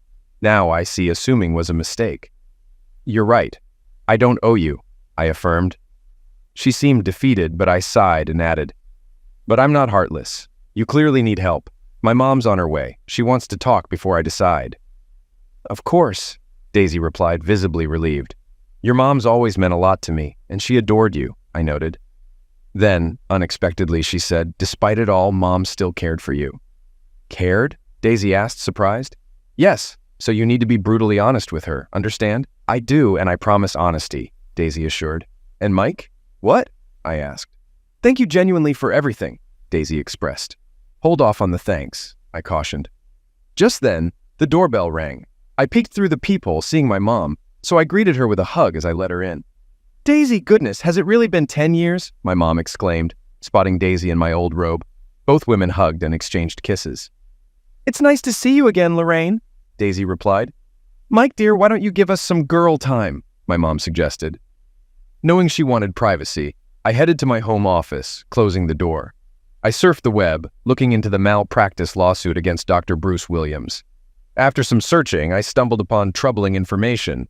Bruce had reportedly diagnosed around 97% of his 2,000 patients with epilepsy over 4 years. However, many children were misdiagnosed or overmedicated, leading to unnecessary treatments and procedures. Daisy was often implicated as an accomplice. The hospital had to refund $300,000 for improper billing, prompting their termination and license revocation. Reading this, I was appalled. Bruce seemed to be the ringleader, with Daisy following his lead. My mother interrupted, expressing concern about Daisy's health and suggesting a visit to Dr. McGregor. Her grave tone weighed heavily on me. Terry McGregor had been our family doctor for years, and Mom had worked for him until retiring recently. Why? Mom pondered. "I can't diagnose, but I've seen many cancer cases in women. I'd bet she needs urgent medical attention." But she didn't stop there. "I know Daisy has strained your bond, and I understand," Mom admitted. "But if she's dealing with health issues, we should help. It's the right thing." She gave me a small, lopsided smile. "I never said being a Christian was easy, did I? Plus, Michael James Carpenter, your father and I didn't raise you to be cold-hearted, did we?" I wrinkled my nose, returning her smile, and shook my head. So she went on. "I called Dr. McGregor. He'll see her today and run tests. If they find anything, they'll refer her to a specialist and assist with Medicaid. She'll change, and I'll drive her," Mom decided. "You can't afford that," I objected. "Here, take this." I handed her $200 bills. "Thanks, Mike." "You're a good son," she acknowledged. "Just so we're clear, I'm not doing this for her. I'm doing it because of the values you taught me.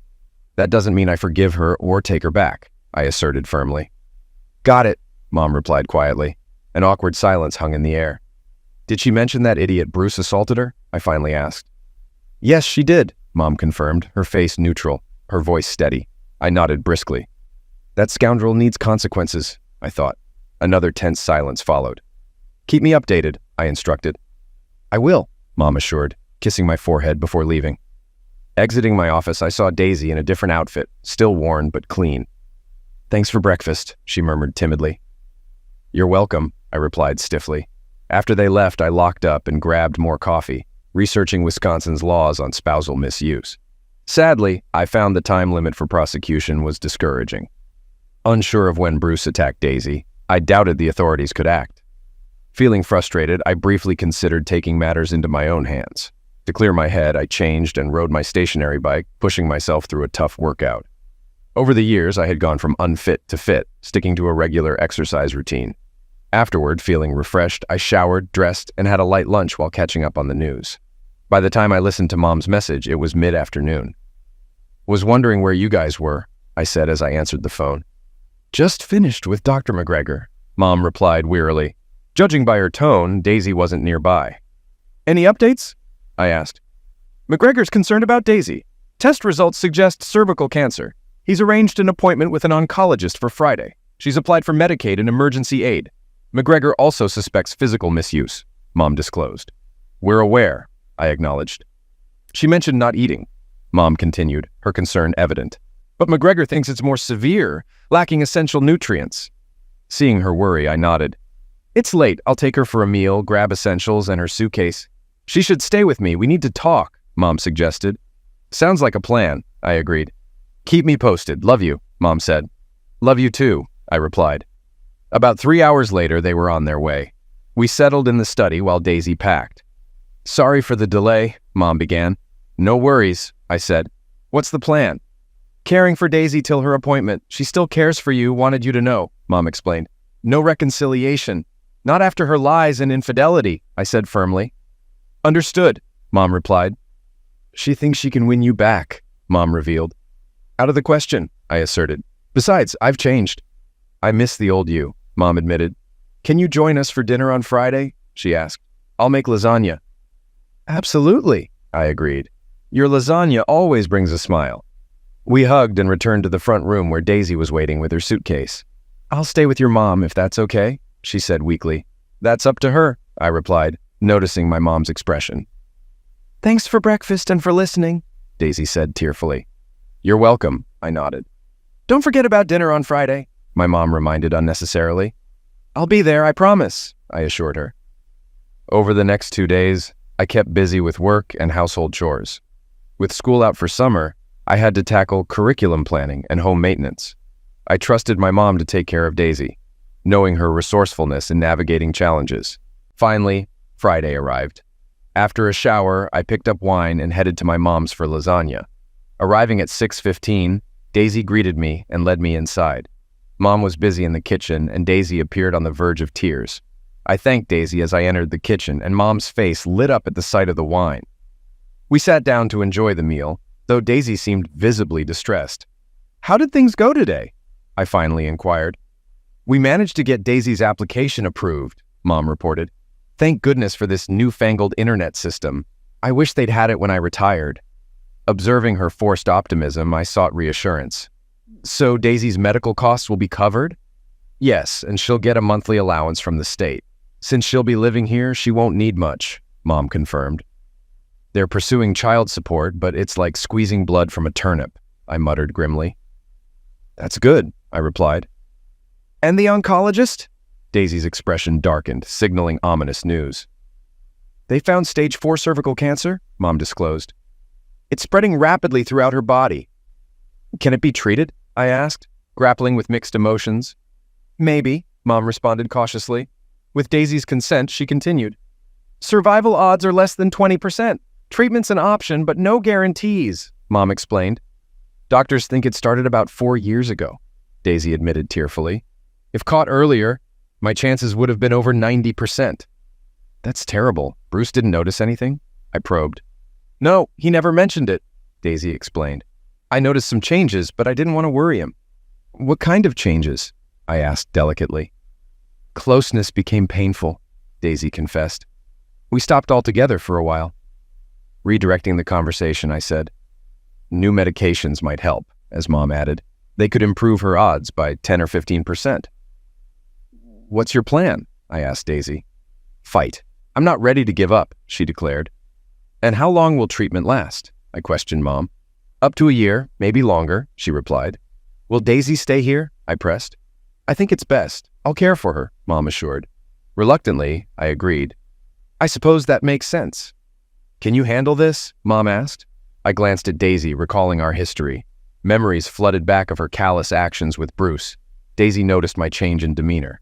I know you don't trust me, but... she started. Understatement, I sharply interjected.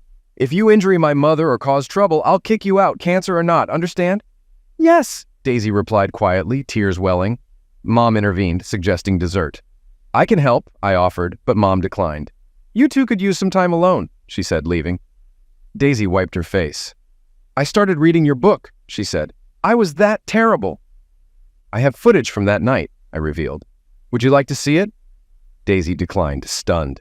No wonder you despise me, she said, sobbing. It's all in the book, I continued. I imagined revenge for years. Daisy was horrified. Yolanda suggested exercise, Mom added, bringing apple pie. That's why you look so good now? Daisy asked. Yes, I confirmed. I've been doing martial arts and fitness. But you're still angry, Daisy observed. It's better, Mom reassured. 2 years ago, you wouldn't have even come through the door. I'm truly sorry, Mike. I really am. I knew it would hurt, but I didn't anticipate it would devastate you like this. That's why I gave you everything in the divorce. I thought it would aid in your recovery. When you didn't contest it, I assumed you'd be all right, Daisy explained. To be honest, my lawyer was taken aback when he saw your petition. He urged me to sign it swiftly, fearing you might reconsider, I confessed. Have you dated anyone since then? Daisy asked tentatively. Not really, I replied bluntly. Just a couple of drunken one-night stands, but that's about it. I don't even recall their names. I noticed my mother's eyebrows shoot up, a look of disgust crossing her face, but she held back her thoughts. At that moment, I didn't care about her reaction. Oh, God, Daisy sighed. I don't know what to say. A sorry won't be enough, will it? No, I replied bitterly. We ate pie in silence, Daisy's hurt evident, and I avoided looking at Mom's face. After saying goodbye, Mom walked me to the door, where I spoke quietly. Are you sure you're doing the right thing, Mom? I asked. What about her family? Can't they help? I called her parents and sister, but they refused to help, Mom replied sadly. What a screwed-up family, I muttered. You didn't abandon me, I told Mom, despite turning bitter. Family takes care of family. I agree, Mom said tearfully. What are Daisy's chances, really? I asked. Mom looked at Daisy before answering. It's hard to say. Progress has been made in treatment, but it's uncertain. A lot depends on her will to live. Ignoring that, I expressed concern for my mom's well-being. What if she does something behind your back? I worried. I know you don't trust her, but she's at rock bottom right now. People with nothing have nothing to lose, I reasoned. Be careful. If you need anything, let me know, I urged. I will, Mom promised. Thanks for dinner. I'll be in touch. Love you, I said. Love you too, son, Mom replied, kissing my cheek. Please try to keep your emotions in check, Mom requested. Don't push her further, she pleaded. I'll try, I sighed heavily. That's all I ask, Mom said, and I promise not to play matchmaker. Thank you, I smiled before leaving. The next 2 months flew by as I tackled home projects and prepared for the upcoming school year. On Fridays, I visited my mom's house for dinner. I witnessed Daisy's chemotherapy taking a toll, weakening her. Despite the treatment's intent to heal, it seemed ineffective in her case. By mid-August, she lost all her hair, donning a stylish chemo cap. While my feelings for her remained unchanged, I made an effort to be polite, mainly for my mom's peace of mind. Daisy began receiving deductions from Bruce's paycheck, albeit small. She opened a bank account with Mom overseeing the funds. Daisy insisted on sharing with Mom for expenses. Mom agreed, setting aside 10% for emergencies.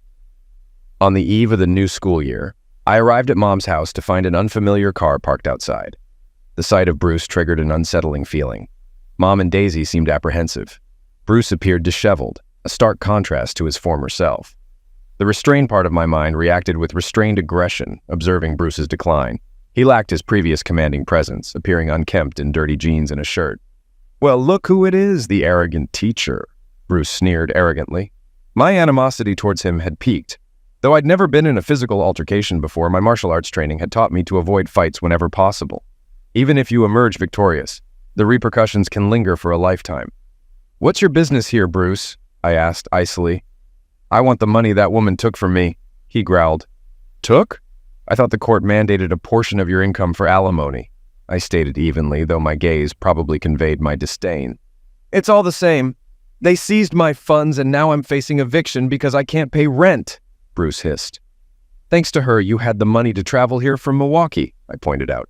You could have used it for rent. Don't play games, teacher. Maybe I should have taught you a lesson 10 years ago. She stopped me, insisted I treat you with respect for looking after her all those years, Bruce threatened. How about you leave and we pretend none of this happened?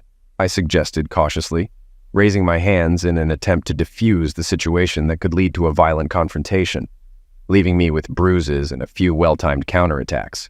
But he likely didn't know Daisy's condition.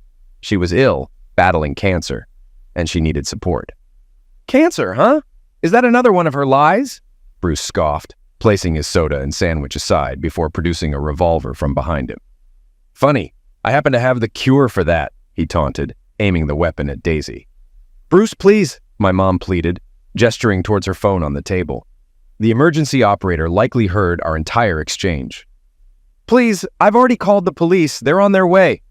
I began to position myself between Bruce and Daisy, but he swiftly directed the weapon towards me, desperation evident in his eyes. Mentally, I retreated. I hadn't come this far, survived this much, to be senselessly shot by a cop. Stay put, teacher. Not one move, Bruce warned, his hands trembling.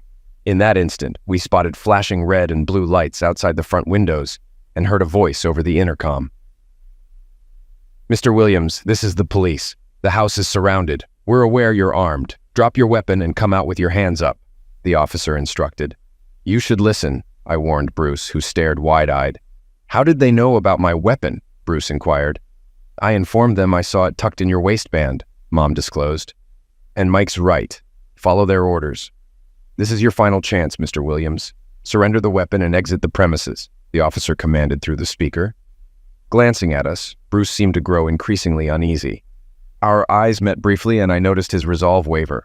If you were wise, you'd comply, I advised. There won't be another warning. As the back door opened, 2 officers suddenly appeared in the room, pistols drawn, aimed at Bruce. Drop your weapons, one ordered. Bruce turned, eyes widening as he realized he was facing 2 loaded weapons. Recklessly, he raised his firearm, but the officers fired first. Amidst the ringing in my ears, Daisy's scream pierced through, shocking me. 2 more officers entered the room as my mom reacted, clutching an heirloom. Frozen, I watched as officers attended to Daisy and my wounded mom, while 2 others knelt beside Bruce. One officer confirmed Bruce's pass away, leaving me shaken. Despite feeling a mix of relief and resentment, I steadied my mom. Paramedics arrived, determining Bruce's fate and attending to Daisy.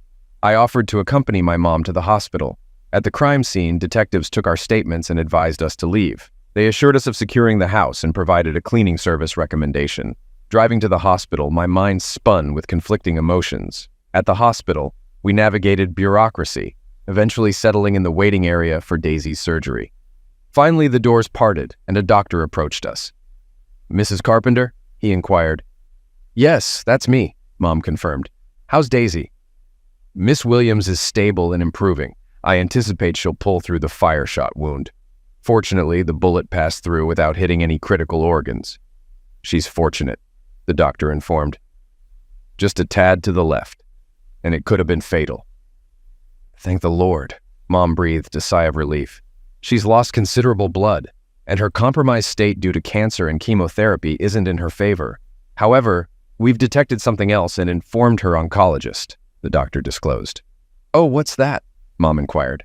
I'm aware she's undergoing chemotherapy, but we've detected what seems to be signs of infection in her system. I've ordered a battery of tests as a precaution, he explained. Oh dear, Mom sighed. Will she be all right? It's too early to say. She's currently sedated. We'll need to keep her here for a minimum of 3 days. May we visit her? Mom requested. I'm afraid not, perhaps tomorrow morning at the earliest. Let me provide you with a card. You can reach this number anytime for updates and to learn her room assignment, he said, handing Mom the card. We drove back to Mom's house in silence, with her crying most of the way.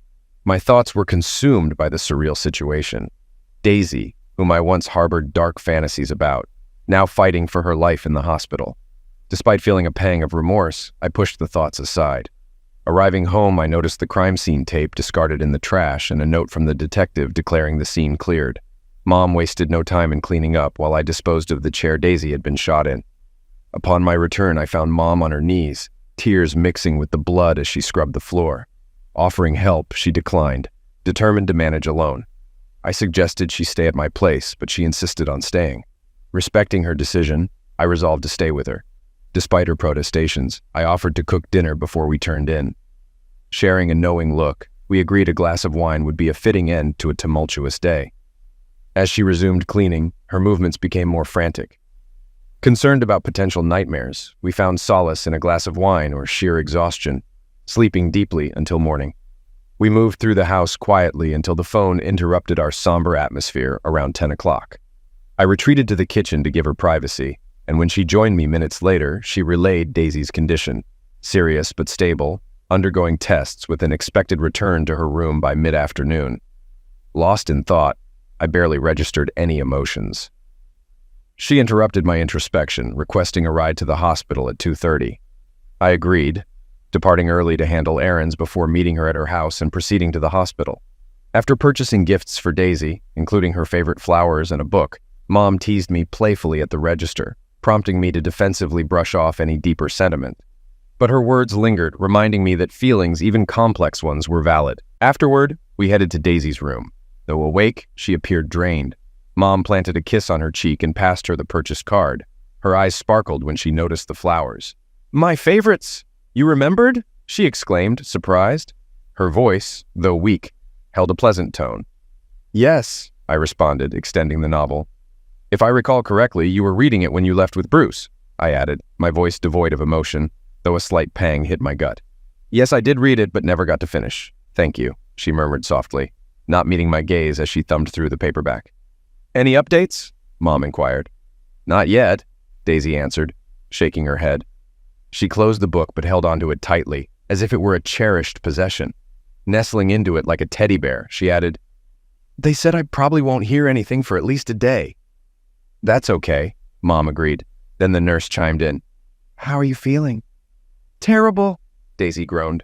"I'm exhausted. My side and stomach ache." "They'll figure it out," Mom comforted. "And Bruce?" Daisy inquired, still avoiding my gaze. "He was pronounced dead at the scene," Mom informed her. "Good," Daisy stated firmly, finally showing some strength. "I'm glad he's dead." Mom's expression darkened, but she remained silent, gently patting Daisy's hand and nodding in understanding. I stayed quiet while the women conversed. Hearing my ex-wife denounce Bruce eased some of the pent-up animosity, yet it couldn't erase a decade of bitterness. A nurse entered, checking Daisy's vital signs and administering medication. "Time for your meds, Daisy," the nurse said, handing her a cup of pills. Daisy swallowed them with water, expressing exhaustion. "Call me Daisy," she requested, showing resilience despite her weariness. "I'll inform the staff," the nurse said, suggesting rest for Daisy. Mom inquired about test results, and the nurse assured they'd have news by tomorrow morning. After exchanging farewells, I noticed Daisy's longing glance as we left. I offered a faint smile before closing the door. After dropping off my mom, I returned home to tackle my weekend tasks. The following morning, we convened in Daisy's hospital room. Mom, a part-time volunteer, had arrived a couple of hours earlier. Soon after my arrival, 2 doctors entered. I was introduced to Dr. Samuels, Daisy's surgeon, and Dr. Kincaid, her oncologist. Though they tried to appear assured, their concern was palpable. "What's the update?" I inquired, eager for positive news. Despite their demeanor, Dr. Kincaid responded first. "Miss Williams is grappling with both peritonitis and diverticulitis, which can account for some of the symptoms you've mentioned previously," Dr. Samuels elaborated. "Mrs. Carpenter," he addressed my mom, taking over the report, "our scans have detected several large pockets of infection in Daisy's abdomen. Furthermore, we suspect her gallbladder is perforated and will need to be removed." "How did this occur?" I inquired, feeling my mom's hand tighten around mine. "There are likely multiple factors, but it appears she had an underlying condition exacerbated by cancer and chemotherapy medications," Dr. Kincaid responded. "What's the next step?" my mom asked softly. "She will eventually require surgery to eradicate the infection and repair the damage, but we'd like to allow her body more time to recover from the recent surgery she underwent. So, we'll keep her here on antibiotics for the next couple of weeks to monitor if the infection subsides. Naturally, chemotherapy will be paused during this period, Dr. Samuels explained. What are her odds? I asked, striving to maintain composure. Even the doctors exchanged glances before replying. I didn't like the gravity in their expressions. I won't sugarcoat it, Dr. Samuel began. Without surgery, her prospects are grim. Her body is currently delicately balanced. Administering high doses of antibiotics could potentially disrupt her metabolism and further weaken her, potentially even leading to a fatal outcome. Although the current antibiotic regimen seems to have halted the infection's spread and is gradually reducing it, it won't mend the damage. While there's no visible perforation in the bowel wall, she was likely on the brink of it when we intervened. Exploratory surgery, aimed at identifying unseen issues, carries significant risks at this point. Manipulating the intestines could inadvertently worsen the situation. Our goal is to cleanse the intestines of infection and mend any damage. She must be robust enough to endure surgery and chemotherapy afterward. Malnutrition has severely debilitated her, and she won't withstand chemotherapy until the infections are eradicated and her other bodily functions normalize. Peritonitis alone poses a grave threat, and coupled with cancer, he trailed off with a shrug. The surgery itself poses significant risks, Dr. Kincaid interjected. Very significant, considering the extent of infection in her abdomen and the damage to her internal organs. Her chances of survival are estimated to be between 30 and 40%. So, without surgery, my chances are slim to none? Queried Daisy solemnly. Though her eyes were wide and she appeared to be sweating, her voice remained steady. Unfortunately, that appears to be the case, confirmed Dr. Kincaid.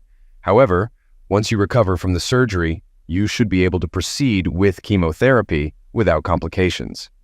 In that case, it seems we have no alternative but to proceed with the surgery, Daisy conceded weakly, sinking back onto the bed.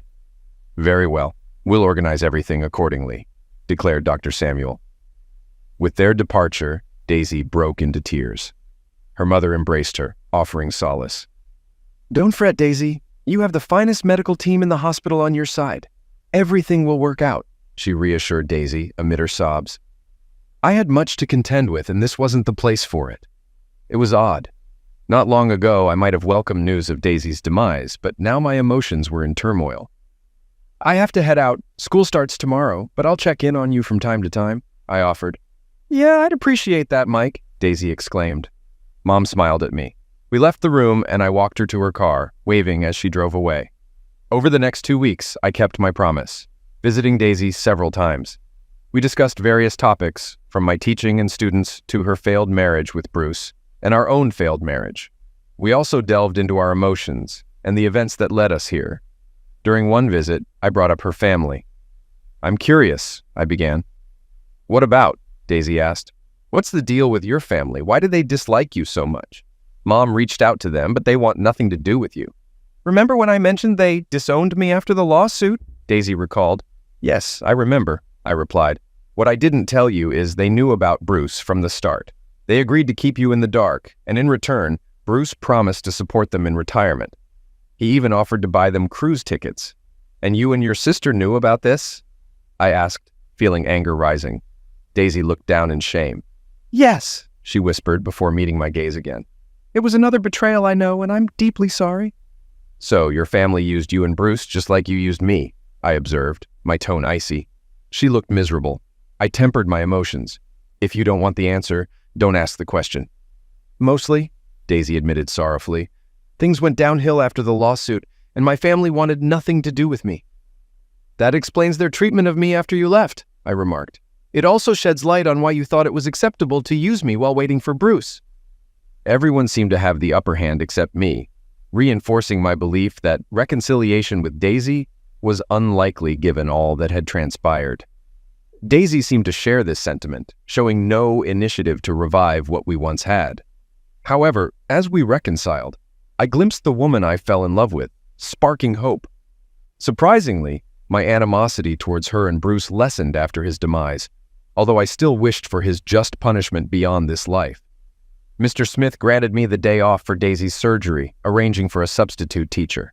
At the hospital, I expressed my worries before she was wheeled into the operating room. I've said hurtful things, and I'm sorry, I began. I hope you can overcome this.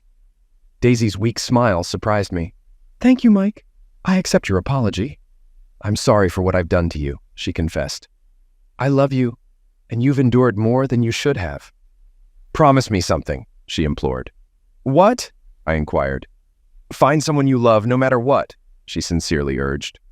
I agreed, feeling a sense of absolution. We need to proceed to the operating room, sir, the orderly interrupted. One moment, I requested. Spontaneously, I kissed Daisy's cheek. You've got this, I reassured her. For a brief moment, she resembled the woman I married, prompting me to wonder if she ever truly loved me beyond my role as a provider.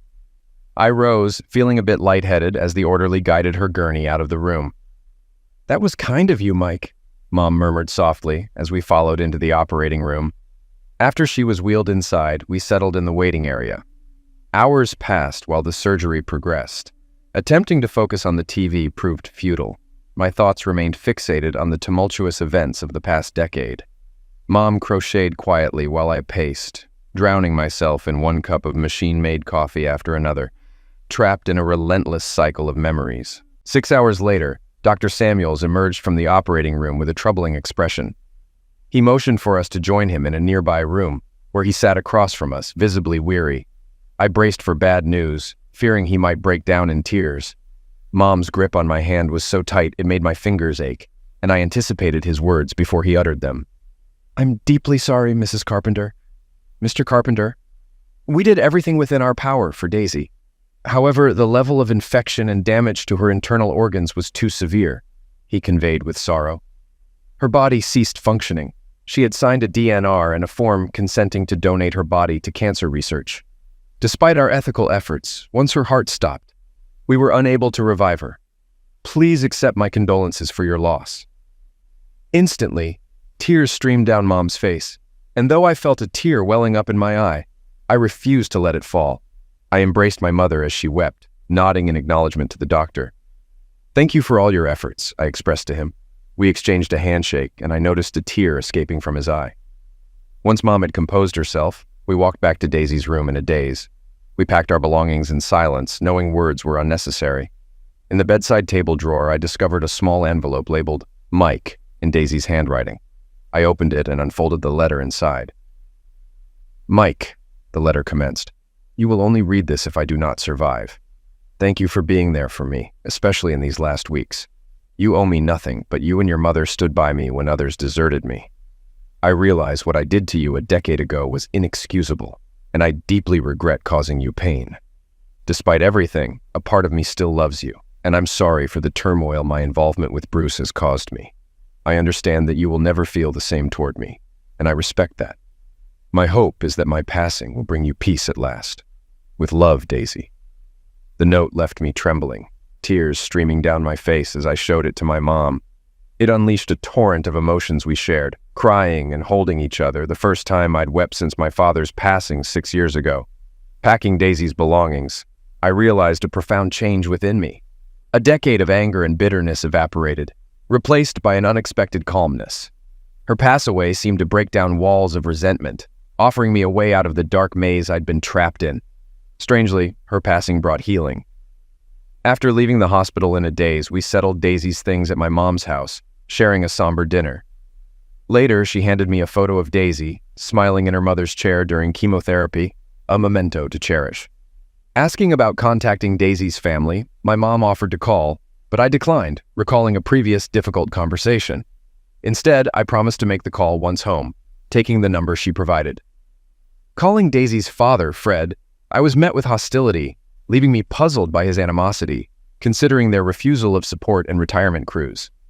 I regret to inform you that your daughter Daisy passed away during surgery today, I conveyed. I don't have a daughter named Daisy, Fred grumbled. Not anymore, I clarified. Why are you calling? Fred inquired. I just thought you might want to know, I responded.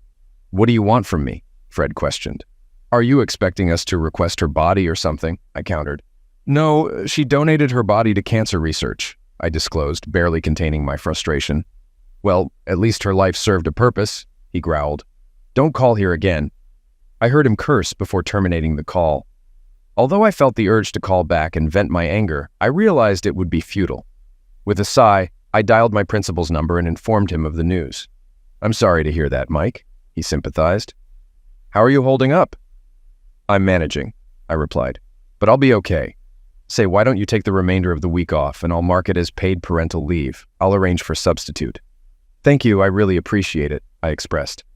After concluding our conversation, I retrieved a beer from the fridge. As I opened the bottle, I gazed at the photo my mom had given me. Here's to you, kid, I murmured, taking a deep sip. In June, I drove to the cemetery, always feeling uneasy among reminders of mortality. Parking under a large maple tree, I made my way to the monument. Despite its newness, it bore the name Williams, a decision I reluctantly accepted due to bureaucratic insistence. I placed a white carnation in the bronze flower tube beside the monument, reflecting on the decision to bury Daisy's ashes rather than scatter them. Bruce, on the other hand, lay in a neglected corner, marked only by a simple concrete block with a serial number. Afterward, I poured a bottle of urine on his grave, a solitary act of closure. If anyone caught me urinating on his grave, I'd have some explaining to do. After a few minutes of reflection, I bid him farewell. All my tears were shed last week at her burial, despite reaching out to Daisy's family and friends. I figured if Joe DiMaggio could honor Marilyn for 2 decades, I could lay Daisy to rest and leave her carnations. Sometimes, amidst the grayness, I felt neither sad nor happy, but like an empty blackboard waiting to be filled. Heading back to my car, I noticed 2 other mourners nearby. A woman in a neat black dress, her long blonde hair braided, and a young boy in a camouflage jacket. Approaching them, I glanced at the sign, Ryan G. Englert, Sergeant USMC. The woman looked at me with fear in her blue eyes. I'm sorry, I murmured, not wanting to intrude. Before she could respond, the boy said, I miss him so much, his eyes reflecting the same shade of blue as his mother's, his words laden with longing, perhaps seeking solace or reaching out for help. He must have been a handsome man if he resembled his father. I knelt down, pulling out a notepad and pen from my pocket, tools I used more than my phone's note function. Here, son, I said, offering them to him. Write him a note and tuck it in that crack next to the marker. He'll get it. He hugged me, took the notebook and pen, and began writing. As he did, his mother gazed at me with genuine gratitude. Suddenly, I heard 2 soft chuckles, one in each ear, a female and a male. Then the female voice whispered, Keep your promise. In that moment, I sensed June would no longer be a struggle for me. Story 5. Garrett McKinley's calloused hands trembled as he lifted the weathered cardboard box from the attic's dusty corner. 20 years of military service had hardened his body, but nothing could have prepared him for the weight of memories this simple task would unearth. He settled onto the creaky floorboards cross-legged and pried open the box's flaps. A musty scent wafted up, carrying with it the ghosts of a past he'd tried so hard to bury. Inside lay a jumble of mementos, deployment photos, old letters, and Garrett's breath caught in his throat. A small, blue baby booty peeked out from beneath a stack of papers. He reached for it, his fingers brushing against the soft fabric. In an instant, he was transported back to that day, 20 years ago, when his world had shattered. I'm so sorry, Garrett. Eliza's voice crackled through the satellite phone, choked with sobs. The baby? I lost the baby. Thousands of miles away, in the sweltering heat of a Middle Eastern desert, Garrett felt the ground disappear beneath his feet. He gripped the phone tighter, willing his wife's words to be untrue. What? He managed, his own voice barely above a whisper. How? It just happened, Eliza cried. I woke up, and there was so much blood. I'm sorry. I'm so sorry. Garrett blinked away the memory, his jaw clenched tight. He and Eliza had never fully recovered from that loss. Even now, 2 decades later, he could feel the invisible wall between them, a barrier built of shared grief and unspoken words. He set the booty aside, his gaze falling on a manila folder tucked into the box's corner. Curious, he pulled it out. The tab was blank, but the folder's contents spilled out as he opened it, revealing a stack of official-looking documents. Garrett's eyes widened as he scanned the first page. Adoption papers? He muttered, confusion furrowing his brow. He read further, his heart beginning to race. The child's name, Savannah, and his own name are listed as the father. The date, it matched perfectly with his deployment. No, Garrett breathed, shaking his head in disbelief. This can't be right. But as he pored over the documents, the truth became undeniable. The child he and Eliza had mourned for 20 years hadn't died. She'd been given away. Garrett's mind reeled. How could Eliza have done this? Why would she lie about losing their baby? The questions swirled in his head, each one stoking the fire of betrayal burning in his chest. He gathered the papers with shaking hands and descended the attic stairs, his footsteps heavy with purpose. Eliza was in the kitchen, humming softly as she prepared dinner. The domestic scene before him, his wife of 25 years, her graying hair pulled back in a loose bun, suddenly felt like a lie. Eliza, Garrett's voice was low, controlled. She turned, a smile on her face that quickly faded when she saw his expression. "What's wrong?" she asked, wiping her hands on a dish towel. Garrett held up the folder. "What is this?" Eliza's face drained of color. She reached for the counter to steady herself, her eyes fixed on the documents in Garrett's hand. "Where did you find that?" she whispered. "In the attic," Garrett replied, his tone icy. "Now answer my question. What the hell is this?" Eliza's lips trembled as she struggled to form words. I can explain," she began. "Explain?" Garrett's voice rose, the careful control slipping. "Explain how our child, the one you told me died, is actually alive? How you gave her away without even telling me?" Tears welled in Eliza's eyes. "I was scared, Garrett. You were gone, and I was alone. I didn't know how to raise a child by myself. I thought it was for the best." Garrett slammed the folder onto the kitchen island, making Eliza flinch. "For the best?" he snarled. "You lied to me for 20 years, Eliza. You let me believe our child was dead." "I'm sorry," Eliza sobbed, reaching for him. "I was young and stupid. I didn't know what else to do." Garrett recoiled from her touch, disgust written across his face. "Don't," he warned. "Don't you dare try to justify this."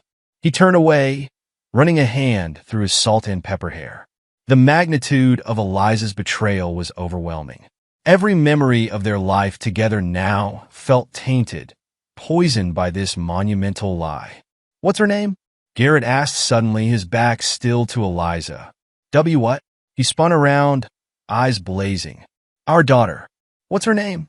Eliza hesitated before answering. "Savannah. Her name is Savannah."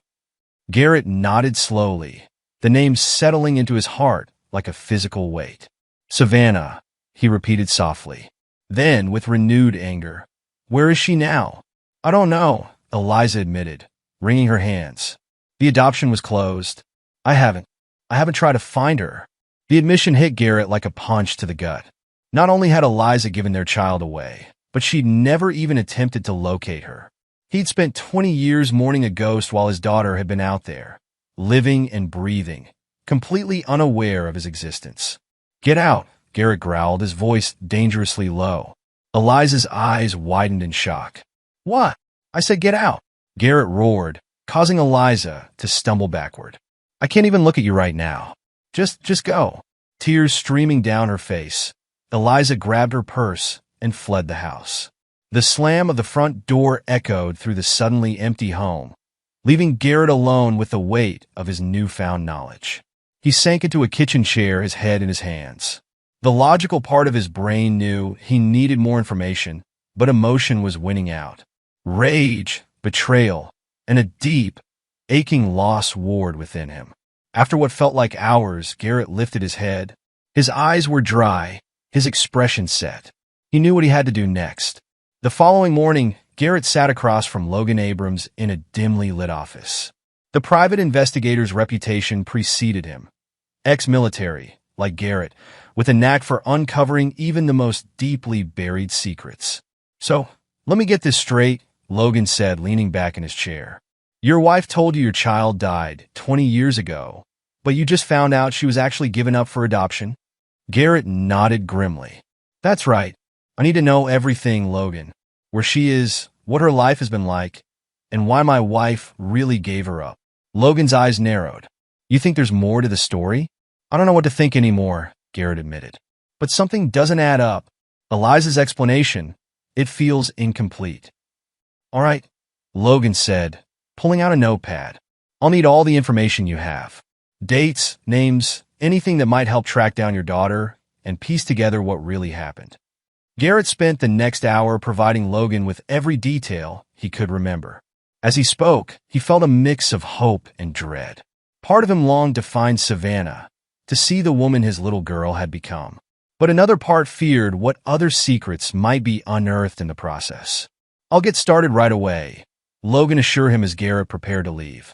"But Garrett, are you sure you want to open this can of worms? Sometimes the truth can be more painful than not knowing." Garrett paused at the door, his hand on the knob. He turned back to Logan, his eyes hard with determination. "I've lived with a lie for 20 years, Logan. Whatever the truth is, I need to know it." Weeks passed in a haze of tense silences and sleepless nights. Garrett and Eliza moved through their home like ghosts, avoiding each other's gazes and speaking only when absolutely necessary. Eliza had tried several times to broach the subject, to explain further, but Garrett shut her down each time. He wasn't ready to hear her excuses, not until he had the full picture. When Logan finally called, Garrett's heart leapt into his throat. He arranged to meet the investigator immediately, leaving Eliza with nothing more than a curt, "I'm going out." Back in Logan's office, Garrett's palms were sweaty as he waited for the investigator to speak. Logan's expression was grim as he pulled out a file. "I found her," Logan began, sliding a photograph across the desk. Garrett's breath caught as he looked at the image of a young woman with his eyes and Eliza's smile. "Savannah," he whispered, tracing her face with a trembling finger. "Brielle, actually," Logan corrected gently. "Brielle Hastings. She's 20 years old, living in upstate New York. By all accounts, she's had a good life. Loving adoptive parents, good education." Garrett nodded, drinking in every detail of his daughter's face. But something in Logan's tone made him look up. "What aren't you telling me?" Logan sighed heavily. "Garrett, there's no easy way to say this. Brielle, she's not your biological daughter." The world seemed to tilt on its axis. Garrett gripped the arms of his chair, struggling to process Logan's words. "What do you mean, not my biological daughter?" "The adoption papers were falsified," Logan finished. "You dug deep? Got it? DNA records, medical histories." "Brielle's biological father is a man named Chase Winfield." Garrett felt as though he'd been punched in the gut. "Chase Winfield," he repeated, the name tasting bitter on his tongue. Logan nodded solemnly. "A real estate developer. He was in town around the time Eliza would have conceived." "I'm sorry, Garrett, but it appears your wife had an affair while you were deployed." The revelation hit Garrett like a tidal wave, sweeping away the last vestiges of the life he thought he knew. Eliza hadn't just given away their child. She'd given away another man's child, and let Garrett believe it was his own. 20 years, Garrett muttered, his voice hoarse. 20 years of grieving a child that was never mine. 20 years of comforting my wife over a loss that was nothing but a lie. Logan reached out, placing a sympathetic hand on Garrett's shoulder. "What do you want to do now?" Garrett's eyes hardened, a cold fury settling over him. In that moment, all the pain, all the grief, all the lost years crystallized into a single, burning desire. "Now," he said, his voice low and dangerous. "Now, I want the truth. And then, I want justice." As he left Logan's office, the photograph of Brielle clutched in his hand, Garrett's mind was already racing. The shock was giving way to a calculated rage. Eliza had stolen more than just a child from him. She'd stolen 20 years of his life, built on a foundation of lies. He got into his car, staring at Brielle's smiling face one more time before tucking the photo away. A plan was already forming in his mind. Eliza would pay for her betrayal, but not just with a simple divorce. No, Garrett would make sure she lost everything, just as he had. As he drove home, Garrett's expression was one of grim determination. The man who had entered Logan's office was gone, replaced by someone harder, colder. Someone who would stop at nothing to reclaim what was taken from him and make those responsible suffer. The war had just begun, and Garrett McKinley was prepared to scorch the earth to win it. Garrett stood in his study, surrounded by a growing web of information. Papers covered every surface, each one a piece of the puzzle he was determined to solve. His eyes, rimmed with dark circles from sleepless nights, scanned over financial records, old letters, and emails he'd managed to recover from Eliza's accounts. A knock at the door interrupted his concentration. "Garrett," Eliza's voice called softly. "Can we talk?" He clenched his jaw, considering ignoring her. But no, he needed to maintain the facade a little longer. "Come in," he said, his voice carefully neutral. Eliza entered, her eyes widening at the chaos of papers. "What is all this?" Garrett forced a weary smile. "Just trying to make sense of things. You know how I get when I'm processing."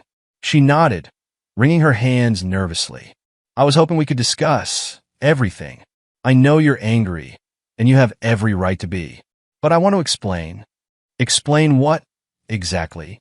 Garrett interrupted, his tone sharp. "How you cheated on me while I was deployed. How you gave away a child that wasn't even mine and let me believe she was dead for 20 years. Eliza flinched at his words. "I was young and scared, Garrett. I made a terrible mistake, and I've regretted it every day since." Garrett laughed bitterly. "A mistake? Is that what you call 2 decades of lies?" "Please," Eliza pleaded, tears forming in her eyes. "I love you. We can work through this. We can go to counseling, try to rebuild." "Rebuild?" Garrett's voice was dangerously low. "You want to rebuild on a foundation of lies?" Eliza stepped closer, reaching for his hand. "I know I hurt you, but we've been through so much together. Doesn't that count for anything?" Garrett allowed her to take his hand, even as revulsion churned in his stomach. He needed her to believe there was hope it would make his revenge all the sweeter. He softened his expression, letting out a long sigh. "I don't know, Eliza," he said, his voice purposefully conflicted. "This isn't something I can just get over. But maybe you're right. Maybe we should try counseling." Hope bloomed in Eliza's eyes. "Really?" "Oh, Garrett, thank you. I promise I'll do whatever it takes to make this right." Garrett nodded, squeezing her hand. "It won't be easy, but we can try." As Eliza left the room, a small smile on her face, Garrett's expression hardened once more. He turned back to his papers, his determination renewed. He would string her along, let her believe they had a chance, all while setting the stage for her ultimate downfall. Weeks passed as Garrett continued his meticulous planning.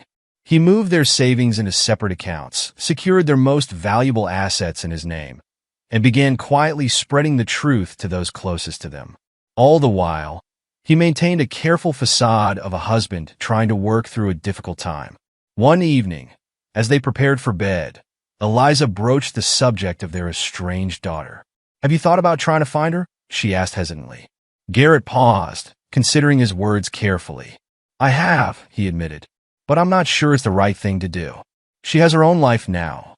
Eliza nodded, relief evident in her expression. "Maybe it's best to leave the past in the past."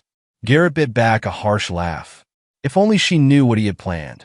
"Maybe," he agreed noncommittally. "We'll see." The next day, Garrett found himself in upstate New York, watching from a distance as Brielle Hastings went about her day. She was beautiful, he thought, a perfect blend of Eliza and the man she'd betrayed him with. The sight of her stirred a complex mix of emotions: anger, loss, and a strange sense of connection despite knowing she wasn't truly his. As he observed Brielle's interactions with her adoptive parents, Garrett felt a pang of realization. They seemed like good people, providing the love and stability he might not have been able to offer had he raised her. For a moment, doubt crept in. Was he doing the right thing? But then he remembered the lies, the years of grief over a child that was never his, and his resolve hardened once more. Eliza's betrayal went beyond just the affair and the adoption. She had robbed him of the choice to be a father, of the opportunity to love this child regardless of her parentage. Garrett's phone buzzed with a text from Eliza. "Thinking of having a dinner party next week. What do you think?" He smiled grimly. This was the opportunity he'd been waiting for. "Sounds great," he replied. "Invite everyone." The night of the dinner party arrived, the McKinley home filled with the chatter of their closest friends and family. Garrett played the role of the gracious host perfectly, all the while watching Eliza flit about nervously, clearly hoping this gathering would help mend their relationship. As the main course was served, Garrett stood, tapping his glass for attention. "I'd like to make a toast," he announced, his voice carrying across the suddenly quiet room. Eliza beamed up at him, hope shining in her eyes. Garrett met her gaze, allowing a small smile to play at his lips before turning to address their guests. 20 years ago, he began, I was deployed overseas when I received devastating news. My wife called to tell me we had lost our child. A sympathetic murmur rippled through the room. Eliza's smile faltered slightly, confusion creeping into her expression. It was a pain unlike anything I'd ever experienced, Garrett continued. For 2 decades, we grieved that loss. But recently, I discovered something extraordinary. He paused, his eyes scanning the room before landing back on Eliza. Her face had drained of color, realization dawning in her eyes. Our child wasn't lost, Garrett said, his voice hard. She was given away, without my knowledge or consent. Gasps and shocked whispers filled the air. Eliza half rose from her chair, her hand outstretched. Garrett, please, but he wasn't finished. Oh, but that's not all, he continued, his tone icily calm. You see, I also learned that this child, this daughter I mourned for 20 years, isn't actually mine. The room erupted in chaos. Garrett raised his voice to be heard over the commotion. My wife had an affair while I was deployed. She got pregnant and decided to give the baby away rather than face the consequences of her actions. Stop it, Eliza cried, tears streaming down her face. This isn't how you wanted me to find out? Garrett cut her off. No, I suppose you would have preferred I never knew the truth at all.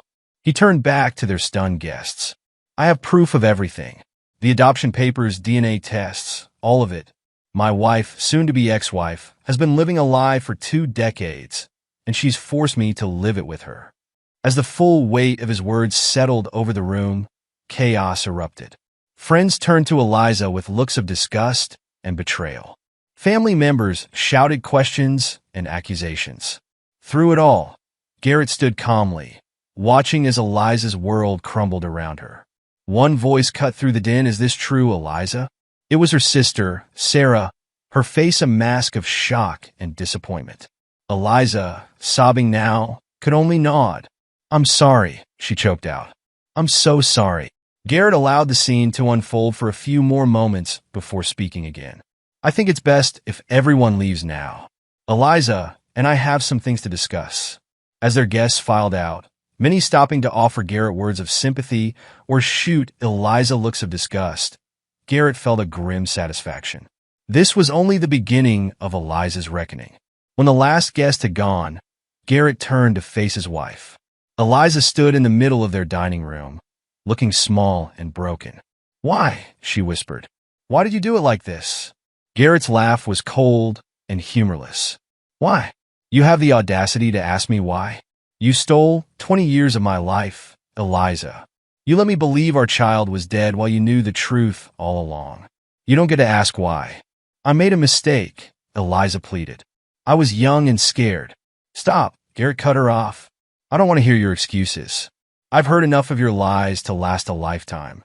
He pulled an envelope from his pocket and tossed it onto the table. Divorce papers, he said flatly. I've already moved our assets. You'll find the details inside, but don't expect much. You've taken enough from me already. Eliza stared at the envelope, fresh tears spilling down her cheeks. What about Brielle? She asked softly. Garrett's eyes flashed dangerously. Her name is Savannah, he growled, and she's none of your concern anymore. You gave up that right 20 years ago. Please, Garrett, Eliza begged. We can work this out. Go to counseling. Start over. There is no starting over. Garrett roared, his carefully maintained composure finally cracking. You destroyed everything we had. Every memory, every moment of the past 20 years is tainted by your lies. There's nothing left to save. He took a deep breath, reining in his anger. When he spoke again, his voice was cold and final. I want you out of this house by morning. Your lawyer can contact mine about the rest of the arrangements. Without waiting for a response, Garrett turned and walked out of the room, leaving Eliza alone with the ruins of the life she had built on lies. In the days that followed, Garrett watched with grim satisfaction as Eliza's life continued to unravel. The divorce proceedings moved quickly, thanks to the evidence he had gathered. Their shared social circle, disgusted by Eliza's deception, turned their backs on her. She was left humiliated, ostracized, and facing a future devoid of the comfort and security she had grown accustomed to. But Garrett wasn't finished. There was still one piece of his revenge left to enact. Sitting at his desk, he pulled out a fresh sheet of paper and began to write. Dear Savannah, my name is Garrett McKinley, and there's something you need to know. As he penned the letter, carefully explaining who he was and the circumstances of Savannah's birth, Garrett felt a mix of emotions. He was cautious in his wording, omitting the full extent of Eliza's betrayal for now. This letter wasn't about punishing Eliza further. It was about reclaiming a piece of the life that had been stolen from him. He knew that building a relationship with Savannah would likely destroy Eliza even further. The thought of watching his daughter grow close to him, knowing the life she could have had with Garrett, would be the final, crushing blow to Eliza's soul. As he sealed the envelope, Garrett allowed himself a small smile. He had lost 20 years, but now Eliza would suffer for a lifetime. And perhaps, just perhaps, he could salvage something from the wreckage of his past, a relationship with a daughter he never knew he had. The war wasn't over, but Garrett had won the first major battle, and he was prepared to see this through to the bitter end, no matter the cost. The crisp autumn air nipped at Garrett's face as he stood in the shadow of a large oak tree, his eyes fixed on the bustling college campus before him. Today was the day Savannah's graduation. He tracked her progress from afar, learning about her life through carefully cultivated sources. Now, he was here to witness a milestone he should have been part of all along. As students in caps and gowns began to file out of the auditorium, Garrett's heart raced. And then he saw her. Savannah, no, Brielle, he reminded himself, emerged, her face beaming with pride as she clutched her diploma. For a moment, Garrett forgot to breathe. She was so much like Eliza, yet he could see traces of Chase in her features. The sight of her stirred a complex mix of emotions: pride, anger, loss, and a desperate desire to connect. Brielle, a voice called out, and Garrett watched as an older couple embraced her. Her adoptive parents, he realized, the family she'd known her whole life. As he observed their interaction, a conversation he'd had with Logan weeks earlier echoed in his mind. Are you sure about this, Garrett? Logan had asked, concern etched on his face. Reaching out to Brielle could open up a whole new can of worms. Garrett's jaw had clenched. I've lost 20 years, Logan. I won't lose any more. Logan sighed, running a hand through his graying hair. I get it, I do. But think about it from her perspective. She's grown up with loving parents, a stable life. Finding out about all this. He gestured to the file spread between them. It could turn her world upside down. Her world, Garrett had scoffed. What about my world? Eliza's lies didn't just affect me. They affected Brielle too. She deserves to know the truth. And what exactly is your endgame here? Logan pressed. Revenge against Eliza is one thing, but dragging Brielle into it. I'm not dragging her into anything, Garrett snapped. I'm giving her a choice. The choice Eliza took from both of us. Logan held up his hands in surrender. All right. It's your call. Just be careful, Garrett. This isn't just about punishing Eliza anymore. There's an innocent young woman in the middle of all this. Shaking off the memory, Garrett refocused on the scene before him. Brielle was laughing now, posing for photos with friends. She looked happy, carefree. For a brief moment, doubt crept in. Was he doing the right thing? But then he remembered the years of lies, the grief he'd carried for a child who was never his to begin with. His resolve hardened. Brielle deserved to know the truth, no matter how painful it might be. As the crowd began to disperse, Garrett slipped away, unnoticed. He wasn't ready to approach her yet. That would come later, after she'd had time to process his letter. Across town, in a small, sparsely furnished apartment, Eliza sat alone, staring at a photo of Brielle she'd managed to obtain. Tears streamed down her face as she traced the young woman's features with a trembling finger. A sharp knock at the door startled her from her reverie. Wiping her eyes, she rose to answer it, her heart sinking when she saw who stood on the other side. Chase, she said, her voice barely above a whisper. Chase Winfield, older now but still handsome, pushed past her into the apartment. His face was a mask of barely contained fury. How could you, Eliza? He demanded, rounding on her. How could you keep this from me for all these years? Eliza closed the door, leaning against it for support. I didn't have a choice, Chase. I was trying to protect everyone. Protect? Chase scoffed.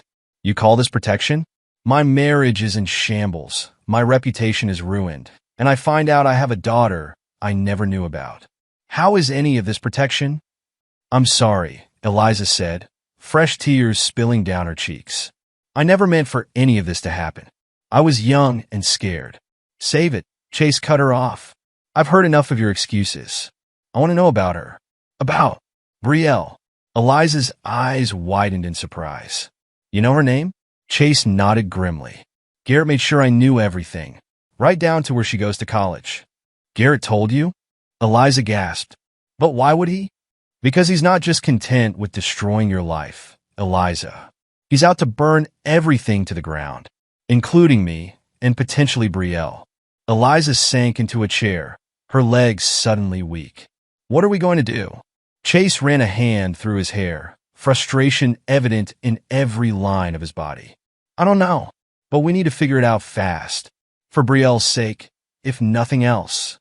As they sat in tense silence, each lost in their own thoughts, neither could have imagined the storm that was about to break over all their lives. Brielle Hastings sat cross-legged on her bed, staring at the letter in her hands. She'd read it a dozen times already, but the words still didn't seem real. Everything okay, sweetie? Her mom, her adoptive mom, she corrected herself, called from the doorway. Brielle looked up, forcing a smile. Yeah, Mom? Just processing, I guess. Mrs. Hastings stepped into the room, concern etched on her face. Do you want to talk about it? For a moment, Brielle considered sharing the contents of the letter. But how could she explain something she barely understood herself? Instead, she shook her head. Not yet. I think I need some time to figure things out first. Her mom nodded, understanding in her eyes. Okay, but remember, your father and I are here if you need us. No matter what. As Mrs. Hastings left the room, Brielle turned back to the letter. The words seemed to jump off the page. I know this must come as a shock, but I believe you deserve to know the truth. Your biological mother's name is Eliza McKinley. She was married to me when you were born, but I am not your biological father. Brielle's mind raced. She'd always known she was adopted, but this was beyond anything she could have imagined. A married woman giving her up for adoption. A man who thought he was her father for 20 years only to discover it was all a lie. And now this man, Garrett McKinley, wanted to meet her. With shaking hands, Brielle reached for her phone. She needed answers, and there was only one person who could give them to her. Garrett's phone buzzed, pulling him from his thoughts. He glanced at the screen, his heart skipping a beat when he saw the message. This is Brielle Hastings. I got your letter. I think we need to talk. For a moment, Garrett hesitated. This was the moment he'd been waiting for, the culmination of months of planning and years of pent-up anger. But now that it was here, he felt a flicker of uncertainty. Taking a deep breath, he typed out his reply. I agree. When and where would you like to meet? The response came quickly. Tomorrow, 2 p.m., the coffee shop on Main Street. Garrett confirmed the meeting, a mix of anticipation and anxiety churning in his stomach. Tomorrow, he would finally come face to face with the young woman at the center of this web of lies. The next day, Garrett arrived at the coffee shop early, choosing a table in the corner where he could see the door. His palms were sweaty, his heart racing. He'd faced down enemy combatants with less nervousness than he felt now. At precisely 2 p.m., the door opened, and Brielle walked in. Garrett's breath caught in his throat. Seeing her up close, the resemblance to Eliza was even more striking. Brielle's eyes scanned the room, landing on Garrett. Recognition flashed across her face, and she made her way over. Mr. McKinley? She asked, her voice steady despite the uncertainty in her eyes. Garrett stood, offering his hand. Please call me Garrett. It's good to meet you, Brielle. They sat, an awkward silence falling between them. Finally, Brielle spoke. I have so many questions, she said. I don't even know where to start. Garrett nodded. I understand, and I promise to answer everything as honestly as I can. What would you like to know first? Brielle took a deep breath. Why now? After all these years, why reach out to me now? Garrett's jaw clenched. Because I only found out the truth recently myself. Your M.O., Eliza, she kept this secret for 20 years. From both of us. But in your letter, you said you're not my biological father, Brielle pressed. So why? Why do I care? Garrett finished for her. He leaned forward, his eyes intense. Because for 20 years, I believed you were my daughter. I mourned you, Brielle. Eliza told me you had died before you were born. Brielle's eyes widened in shock. She what? But why would she? To cover up her affair, Garrett said, his voice hard. To hide the fact that she'd gotten pregnant by another man while I was deployed overseas. Brielle sat back, stunned. It's too much. I don't know what to think. Garrett's expression softened slightly. I know it's a lot to take in, and I'm sorry to be the one to tell you all this. But I believed you deserved to know the truth. And my biological father? Brielle asked hesitantly. Do you know who he is? Garrett nodded grimly. His name is Chase Winfield. He was a friend of ours back then. Brielle's head spun with this new information. Her entire identity, everything she thought she knew about her origins, was being rewritten before her eyes. What do you want from me? She asked suddenly, her voice small. Garrett paused, considering his words carefully. I don't want anything from you, Brielle. I wanted you to have all the information. What you do with it is entirely up to you. As they continued to talk, neither of them noticed the figure watching from across the street, her face a mask of anguish and regret. Eliza stood frozen, unable to tear her eyes away from the scene in the coffee shop. Garrett and Brielle, sitting together, talking. The daughter she'd given up and the husband she'd betrayed, united by the very lies she'd told to keep them apart. This wasn't how it was supposed to go, she whispered to herself, her hands shaking. A hand on her shoulder made her jump. She turned to find Chase standing beside her, his expression grim. What are you doing here? Eliza hissed. Chase's eyes were fixed on the coffee shop. Same as you, I imagine. Trying to figure out how to fix this mess. Eliza laughed bitterly. Fix it? How can we possibly fix this? I don't know, Chase admitted. But we have to try. For her sake, if nothing else. They watched in silence as Garrett and Brielle continued their conversation, the weight of their choices pressing down on them like a physical force.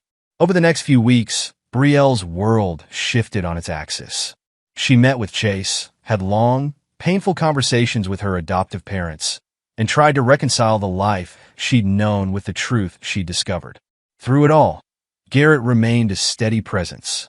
He never pushed, never demanded, but was always there when she needed to talk or ask questions. One evening, as they walked through a park near Brielle's campus, she turned to him. I've been thinking, she said hesitantly, about changing my name to Savannah. Garrett stopped short, surprise evident on his face. Are you sure? You don't have to do that for me, Brielle. She shook her head. It's not for you. Well, not entirely. It's the name you and Eliza chose for me. The name I would have had if things had been different. I think I'd like to reclaim it. Garrett felt a lump form in his throat. I'd be honored. But what about your parents? Your adoptive parents, I mean. Savannah, because that's who she was now, realized she smiled softly. They understand. It doesn't change who they are to me. But this feels right. As they continued their walk, Garrett felt a sense of peace he hadn't known in years. His revenge against Eliza was complete. She had lost everything, including the daughter she'd given away. But more than that, he gained something he never thought he'd have, a chance to know the child he'd mourned for so long. Months later, Garrett stood at the back of a small auditorium, watching as Savannah gave a presentation for her master's thesis. Pride swelled in his chest as she confidently answered questions from her professors. As the presentation ended and people began to file out, Garrett noticed two figures lingering near the back, Eliza and Chase. They hadn't approached Savannah, respecting the boundaries she'd set, but their presence was a reminder of the complex web of relationships that had brought them all to this point. Savannah made her way through the crowd, her face lighting up when she saw Garrett. You made it, she exclaimed, hugging him tightly. Wouldn't have missed it for the world, Garrett replied, returning the embrace. As they pulled apart, he nodded towards Eliza and Chase. They came too, Savannah's expression grew serious as she looked over her shoulder at her biological parents. "I know," she said softly. I'm glad they did." Garrett raised an eyebrow. "Are you ready to talk to them?" Savannah took a deep breath, squaring her shoulders. "I think so. Will you come with me?" Garrett nodded, placing a supportive hand on her shoulder. "Of course. Whatever you need." As they made their way towards Eliza and Chase, Garrett reflected on the journey that had brought them here. The pain, the betrayal, the lies, all of it had led to this moment. And while he would never forgive Eliza for what she'd done, he found that his anger had been tempered by something unexpected: gratitude. Gratitude for the chance to know Savannah, to be a part of her life in a way he never thought possible. Gratitude for the strength she'd shown in facing her complicated origins head-on. And gratitude, despite everything, for the twists of fate that had brought them to this point. As Savannah began to speak with Eliza and Chase, Garrett stood back, watching. The future was uncertain, the relationships between them all still fragile and complex. But for the first time in years, Garrett felt hope. Not for reconciliation or forgiveness. Some betrayals cut too deep for that, but for something new. A future where the truth, painful as it was, could pave the way for healing and growth. And as he watched Savannah navigate this difficult conversation with grace and strength, Garrett knew that whatever came next, they would face it together. The buried secrets had been unearthed, the lies exposed to the light. Now it was time to build something new on the ashes of the past. The war was over, and while the cost had been high, Garrett found that victory tasted different than he'd imagined. It wasn't the bitter satisfaction of revenge, but the bittersweet hope of a new beginning. And that, he realized, was a victory worth having.